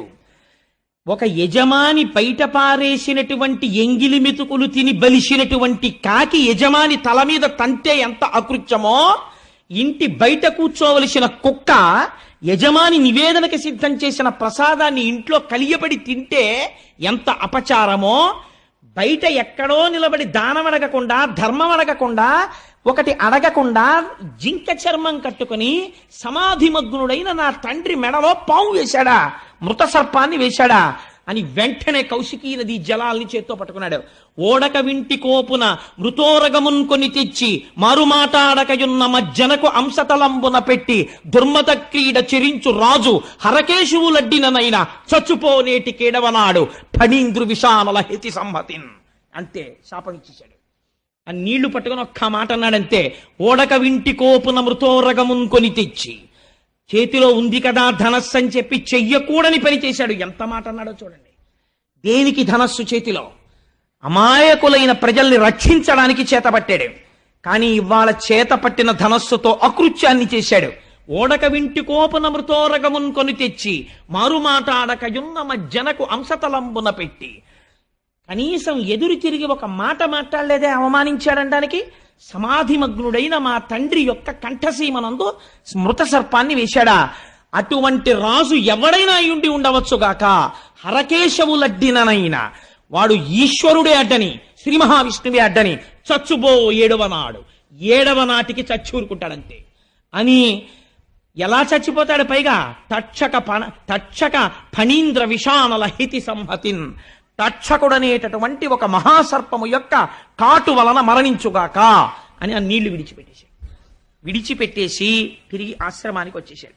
మీరు ఇవాళ నాతో కొద్దిగా సహకరించండి, శుకమహర్షిని ప్రవేశపెట్టి పూర్తి చేద్దాం. మహోత్కృష్టమైనటువంటి స్థితి. ఇవాళ శుకమహర్షి వస్తే మన జీవితం ధన్యమైపోతుంది. నేను శుకుల్ని ప్రవేశపెట్టాలని ప్రయత్నం చేస్తున్నాను. ఆశ్రమానికి వచ్చి ఏడుస్తున్నాడు తండ్రి ముందు పడి. తండ్రికి బాహ్యస్మృతి వచ్చింది. అడిగాడు, ఎక్కువ సమయం తీసుకోనమ్మా, ఒక్క 10 నిమిషాలు, సాధ్యమైనంత సంక్షిప్తంగా చెప్పే ప్రయత్నం చేస్తాను. ఆయన అన్నాడు, ఎందుకు ఏడుస్తున్నావు అన్నాడు. అంటే, తండ్రి మీ కంఠమునందు మృత సర్పం ఉన్నది అన్నాడు. తీసి కింద పరేశాడు శమీకుడు. ఎవరు వేశారన్నాడు. నాకు తెలియదు, ఎవరో రాజు వేశాడు. ఆ రాజుని శపించాను నాన్నగారు, నేటికి 7వ రాజు చచ్చిపోవాలని అన్నాడు. వెంటనే మహర్షి అన్నారు, పాపంబు మనకింక ప్రాపించ మనకింక.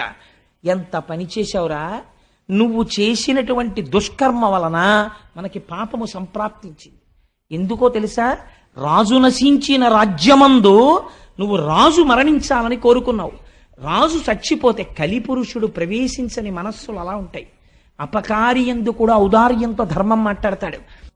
మనకింక రాజు నశించిన రాజ్యమందు బలవంతుడగువాడు బలహీనుడగువాని పశు దార హయ సువర్ణాదులను అపహరించు. రాజు అంటే విష్ణు అంశ. విష్ణువు యొక్క అంశతో రాజు పరిపాలిస్తూ ఉంటాడు. నువ్వు రాజుని తొందరగా శపించేశావు. పరీక్షిత్తు వెళ్ళిపోతే ఇంకా మళ్ళీ మనకు అటువంటి పరిపాలకుడు ఎక్కడొస్తాడు? రాజు నశించిపోతే ఏమవుతుందో తెలుసా? బలహీనుడైనటువంటి వాణ్ణి బలవంతుడైనటువంటి వాడు వచ్చి మొత్తి ఏమెత్తుకుపోతాడో తెలుసా? వాడి పశువుల్ని ఎత్తుకుపోతాడు. దారా, ఆఖరికి ఇది యుక్తాయుక్తమా అని చూడకుండా వాడి భార్యని కూడా ఎత్తుకుపోతాడు. హయా, గుర్రాలను ఎత్తుకుపోతాడు. సువర్ణ, ఎత్తుకుపోవట్లేదండి. కారు పార్క్ చేస్తే ఎత్తుకుపోతారు, స్కూటర్ పార్క్ చేస్తే ఎత్తుకుపోతారు. కారు పార్కింగ్ ప్లేస్లో మీరు కారు పెట్టి అపార్ట్మెంట్లో పడుకుంటే టేప్ రికార్డర్ ఎత్తుకుపోతారు. హయం అంటే నాకు గుర్రాలు లేవు కదండి, కలిపురుషుడు రావనక్కర్లేదు. గుర్రాలంటే కారులే, వాహనం కదా. అందుకని హయ సువర్ణాదులను అపహరించు. బంగారం అనేటటువంటిది ప్రాణం మీదకి తెచ్చేస్తుంది. ఎక్కడ వరకు ఎందుకండి? ఒక పిచ్చి తల్లి బ్యాంక్ ఎంప్లాయీ ఒంటి మీద బంగారు నగలు వేసుకుని వెళ్ళడం ఆవిడ సంతోషం అంతే. ధర్మబద్ధంగా ఆర్జించుకున్నటువంటి 4 నగలు వేసుకుని బ్యాంకుకి వెళ్ళేది ఆవిడ. నేను ఆ మధ్య చదివాను ఇక్కడ రాజమండ్రి దగ్గరలో, ఒంటి మీద బంగారు నగల కోసమని ఒక పండగ నాడు ఆవిడ తల పట్టుకుని ఆటో రాడ్లకేసి కొట్టి చంపేసి నగలెత్తుకుపోయి శవాన్ని తీసుకెళ్లి కాలవలో పారేశారు. కలిపురుషుడు ఉన్నాడు బంగారమునందు. చంపేలా మూలఘాతి, నాశనం. వ్యాసుడు అబద్ధాలు చెప్పవలసిన అవసరం వ్యాసుడికి ఏముందండి? దాన్ని ఆంధ్రీకరించవలసిన అవసరం పోతన గారికి ఎక్కడుంది? మీకు అధర్మం, కలిపురుష లక్షణం స్పష్టంగా కనపడుతుంటుంది. అందుచేత బలవంతుడగువాడు బలహీనుడగువాని పశు దార హయ సువర్ణాదులను అపహరించు. అక్కడతో అయిపోదు. జారాదులు సంచరింతురు. జారత్వం చేసేవాడు సిగ్గు లేకుండా చెప్పుకుంటాడు. అందరూ ఉంటూ ఉండగా 2వ భార్య దగ్గరికి ఎడతాడు, 3వ భార్య దగ్గరికి ఎడతాడు. నాకు 2 భార్యలని చెప్పుకుని దుష్ట సంగము వలన మంచివాణ్ణి పాడు చేసేస్తాడు. కాబట్టి ఏమైపోతుంది? అదొక స్టేటస్ సింబల్ అయిపోయినా ఆశ్చర్యం లేని రోజు వచ్చేస్తుంది. కాబట్టి ఎటువంటి స్థితికి వెళ్ళిపోతారు అంటే జార చోరాదులు సంచరింతురు, ప్రజలకు అన్యోన్య కలహంబులతిశయిల్లు. నిష్కారణంగా ప్రజలు దెబ్బలాడుకోవడం మొదలెడతారు, పైన అదుపు చేసేవాళ్ళు లేడు అన్న ధైర్యంతో. కాబట్టి ప్రజలకు అన్యోన్య కలహంబులని అతిశయిల్లు. వైదికంబయ్యున్న వర్ణాశ్రమాచార ధర్మమెల్లయు కూడా తప్పిపోవు. వేదము చెప్పినట్టుగా ఇంతకాలం ఉన్నటువంటి ధర్మం అంతా తప్పిపోతుంది. తప్పిపోగానే ప్రజలు పురుషార్థములలో మొదటి దాన్ని వదిలేస్తారు, ధర్మాన్ని వదిలేసి లోకులిక మీద అర్ధ కామంబులందు సంచరింప. ప్రతి వాడికి డబ్బు కామం, డబ్బు కామం, డబ్బు కామం, ఈ రెండింటిలో తిరగడం మొదలు పెడతాడు. మొదలు పెడితే ధరణి నెల్ల వర్ణాశ్రమాచార ధర్మంబులెల్ల లుప్తమైపోవు. ఎక్కడా వర్ణాశ్రమాచారాలు అనేటటువంటి ఉండవు. మర్కట సారమేయ కులము మేరపుత్ర, కుక్కకి కోతికి కొడుకుట్టినట్టు అయిపోతుందిరా సమాజం. అలా అయిపోతుంది, భ్రష్టం అయిపోతుంది. ఎంత పని చేశావురా, పరీక్షిత్తుని కొట్టి సమాజాన్ని ఇన్ని ప్రమాదాలు తేవడానికే కలి నీ చేత ఇలాంటి శాపం ఇప్పించాడు. నువ్వు క్రోధమునకు వశుడవైపోయావు, ఎటువంటి శాపం ఇచ్చేసావురా, ఎంత పొరపాటు చేసేసావు అన్నాడు. కానీ పరీక్షిత్తుకు అందిపోయింది ఈ వార్త. మహానుభావుడు ఇంక నేటికి 7వ రోజున ఎలాగో శరీరం విడిచిపెట్టేస్తానని, ప్రాయోపవేశం చేస్తానని గంగ ఒడ్డుకెళ్ళి ఆ తూర్పు దిక్కుకి కొసలుండేటట్టుగా దర్భలు పరుచుకుని ప్రాయోపవేశం చేసి ఈశ్వరుడి యందు మనస్సును నిలబెట్టి ఒక మాట అంటాడు. ఎందుకు గంగ ఒడ్డుకి వెళ్ళడం అంటే, అమ్మా అని పిలిచిన నిన్ను పొమ్మా అని ముక్తి కడకు బుత్తువట, లెమ్మా నీ రూపముతో రమ్మా నాకెదురంగ గంగ రమ్యతరంగా అంటాడు. ఎంత గొప్ప పద్యం అంటే నిజంగా పోతన గారికే చెల్లింది గంగ మీద పద్యం రాయడం. అమ్మా అని పిలిచిన నిన్ను ఎవరైనా నీ దగ్గరికి వచ్చి అమ్మా గంగమ్మ అంటేట ఎంత అనుగ్రహిస్తావో తెలుసా, పొమ్మా అని ముక్తి కడకు బుత్తువట. ఇది గంగా స్నానానికి గొప్పతనం. పోరా, ఇన్ని తప్పులు చేస్తే తీసేసాను నీ పాపాలు, పో మోక్షానికి అని పంపించేస్తావుట. అమ్మా నాకు టైం అయిపోయిందమ్మా, శాపం పొందేశాను, లెమ్మా నీ రూపముతో, అమ్మా ఒక్కసారి నాకు దర్శనం ఇవ్వా, లెమ్మా నీ రూపముతో, రమ్మా నాకెదురంగ గంగ రమ్యతరంగా, ఈ తరంగములతో వచ్చి నీలో నన్ను కలిపేసుకోమ్మా అని గంగ ఒడ్డున ప్రాయోపవేశం చేశాడు. ప్రాయోపవేశం చేస్తే పరీక్షిత్, ఎవరు యాగం చేస్తే దేవతలు వచ్చి కూర్చున్నారో అటువంటి మహాపురుషుడు శాపగ్రస్తుడై ప్రాయోపవేశం చేశాడు. ఇప్పుడు ఈ సన్నివేశం చూడడానికి ఎవరు వచ్చారో తెలుసా అండి? గౌతముడు, అగస్త్యుడు, విశ్వామిత్రుడు, వశిష్ఠుడు మొదలైనటువంటి ఋషులందరూ వచ్చేశారు. ఎందుకు ఇది చూడడం? వాళ్ళకైనా సరదాగా ప్రాయోపవేశం చేసి చచ్చిపోతుంటే చూడడం కాదు. పరీక్షిత్ నిర్గమించగానే కలి విజృంభణం ఎలా ప్రారంభమవుతుందో చూస్తున్నారు. ఇంకా ఎంత ఆశ్చర్యం రా! నిన్నటి దాకా స్థానం లేని కలి బంగారం ఇవ్వగానే కొట్టేశాడంతే, మొత్తం ఆక్రమించేస్తున్నాడు. ప్రారంభమైపోయింది రాజ్యంలో ఎక్కడ చూసినా. ఈ ఆశ్చర్యాన్ని చూడడానికి ఈశ్వర శాసనం ఎలా ఉంటుందో, ఉత్తర క్షణంలో ఎలా మారిపోతోందో లోకం, పరీక్షిత్ వెళ్ళిపోతున్నాడని, ఇంతటి ధర్మమూర్తి నిర్గమించేస్తున్నాడు అని చూడడానికి అందరూ వచ్చి కూర్చున్నారు. అందరినీ అడుగుతున్నాడు, ఏం చెయ్యని ఇంకా ఈ 7 రోజులు నేను ఏం చేస్తే మోక్షం పొందుతానని. ఆ ఆర్తి ఉన్నవాడు ఇంతటి పని చేసేసాడు. ఎంత చిత్రం చూడండి! ఇంత ధర్మం ఉన్నవాడు ఇంత అధర్మమైన పని చేసేయడమా? కలికి ఇంత అవకాశం ఇస్తే అంత ప్రమాదాన్ని తెచ్చేశాడు. ఇది వాళ్ళందరూ చూడ్డానికి వచ్చిన ఆశ్చర్యం. కాలోహి దురతిక్రమ, అతిక్రమించలేకపోతున్నారు. ఏమీ ఈ చిత్రం! ఇంతటి స్థితిలో కూడా ఈశ్వర పాదములు పట్టుకున్నవాడు మాత్రం చెక్కు చెదరట్లేదు. ఇది చూడ్డానికి వచ్చి వాళ్ళందరూ నిలబడ్డారు. నిలబడితే అక్కడికి ఒక ఆయన వచ్చాడు. 16 సంవత్సరముల వయస్సు, మంచి యవ్వనంలో ఉన్నాడు. నల్లటి జుత్తు, ముఖం మీద చిందరవందరగా పడిపోయింది. ఒక కౌపీనం పెట్టుకుని ఉన్నాడు. చుట్టూ చిన్నపిల్లలందరూ చేరారు. వాళ్లతో హాస్యం ఆడుతున్నాడు. ఏమీ మాట లేదు, మంతి లేదు. నవ్వుతూ సూర్యుడు దిగి భూమండలం మీద నడుస్తున్నాడా అన్నట్టుగా, ఒకరు పిలవకపోయినా ఆవు పాలు పితికిన కన్నా కూడా నిలబడనటువంటి శుకుడు తనంత తాను నడిచి వచ్చి నిలబడితే ఆయన తేజస్సు చూసి పొంగిపోయి, కృష్ణ భగవానుణ్ణి మా వంశమంతా అర్చించినందుకు నేను వెళ్ళిపోతున్న సమయంలో మార్గం చూపించడానికి నాకు గురువుని పంపాడు కృష్ణ పరమాత్మ అని పొంగిపోయి అర్ఘ్యపాద్యాదులనిచ్చి శుకుడి కాళ్ల మీద పడితే కదిలి వెళ్ళిపోవడం అలవాటున్న శుకుడు కూర్చున్నాడు. 7 రోజులు నీకు చెప్తా, ఏమిటి నీ బాధ చెప్పన్నాడు. శుకబ్రహ్మ వచ్చి కూర్చున్నారు. చాలు, ఇక్కడ వరకు విన్నా. ఇవాళ ఈ శుకబ్రహ్మ ప్రవేశం వింటే భానువారం విశేషించి మాఘమాసం. మాఘమాసంలో భానువారానికి ఒక విశిష్టత ఉన్నది. అందుకని ఇవాల్టి రోజున శుకుడు వచ్చేయాలని తాపత్రయపడ్డాను. ఆయన్ని తేవడం కోసం ఇంత ప్రయత్నం చేశాం. రేపటి రోజున స్వామివారి యొక్క అవతార విశేషాన్ని అసలు శుకుడు మాట్లాడతాడు. ఇంకా రేపటి నుంచి ఇంకా విందురు గాని ఎలా ఉంటుందో శుకుడు మాట్లాడితే ఇక్కడి నుంచి ముడులు విప్పడం మొదలెడతాడు. ఎలా ఉంటే కలి ఏం చెయ్యలేడో, ఎలా ప్రవర్తించాలో, జీవితాన్ని ఎలా దిద్దుకోవాలో, ఈశ్వరుడు ఎలా వచ్చాడో, భక్తి అంటే ఏమిటో మాట్లాడడం మొదలు పెడతాడు. మనందరం సంతోషంగా రేపు 6:30 మళ్ళీ ప్రారంభం చేద్దాం. కృష్ణనామం చెప్పుకుని బయలుదేరదామమ్మా. వసుదేవసుతం దేవం కంసచాణూరమర్దనం దేవకీ పరమానందం కృష్ణం వందే జగద్గురుం అతసీ పుష్పసంకాశం హారనూపురశోభితం రత్నకంకణకేయూరం కృష్ణం వందే జగద్గురుం. 3 అయితే సత్యం కాబట్టి 3 సార్లు చెప్పేద్దాం ఏమ్మా. మందారగంధ సంయుక్తం చారుహాసం చతుర్భుజం బర్హి పింఛావచూడాంగం కృష్ణం వందే జగద్గురుం. సర్వం శ్రీ ఉమామహేశ్వర పరబ్రహ్మార్పణమస్తు. స్వస్తి.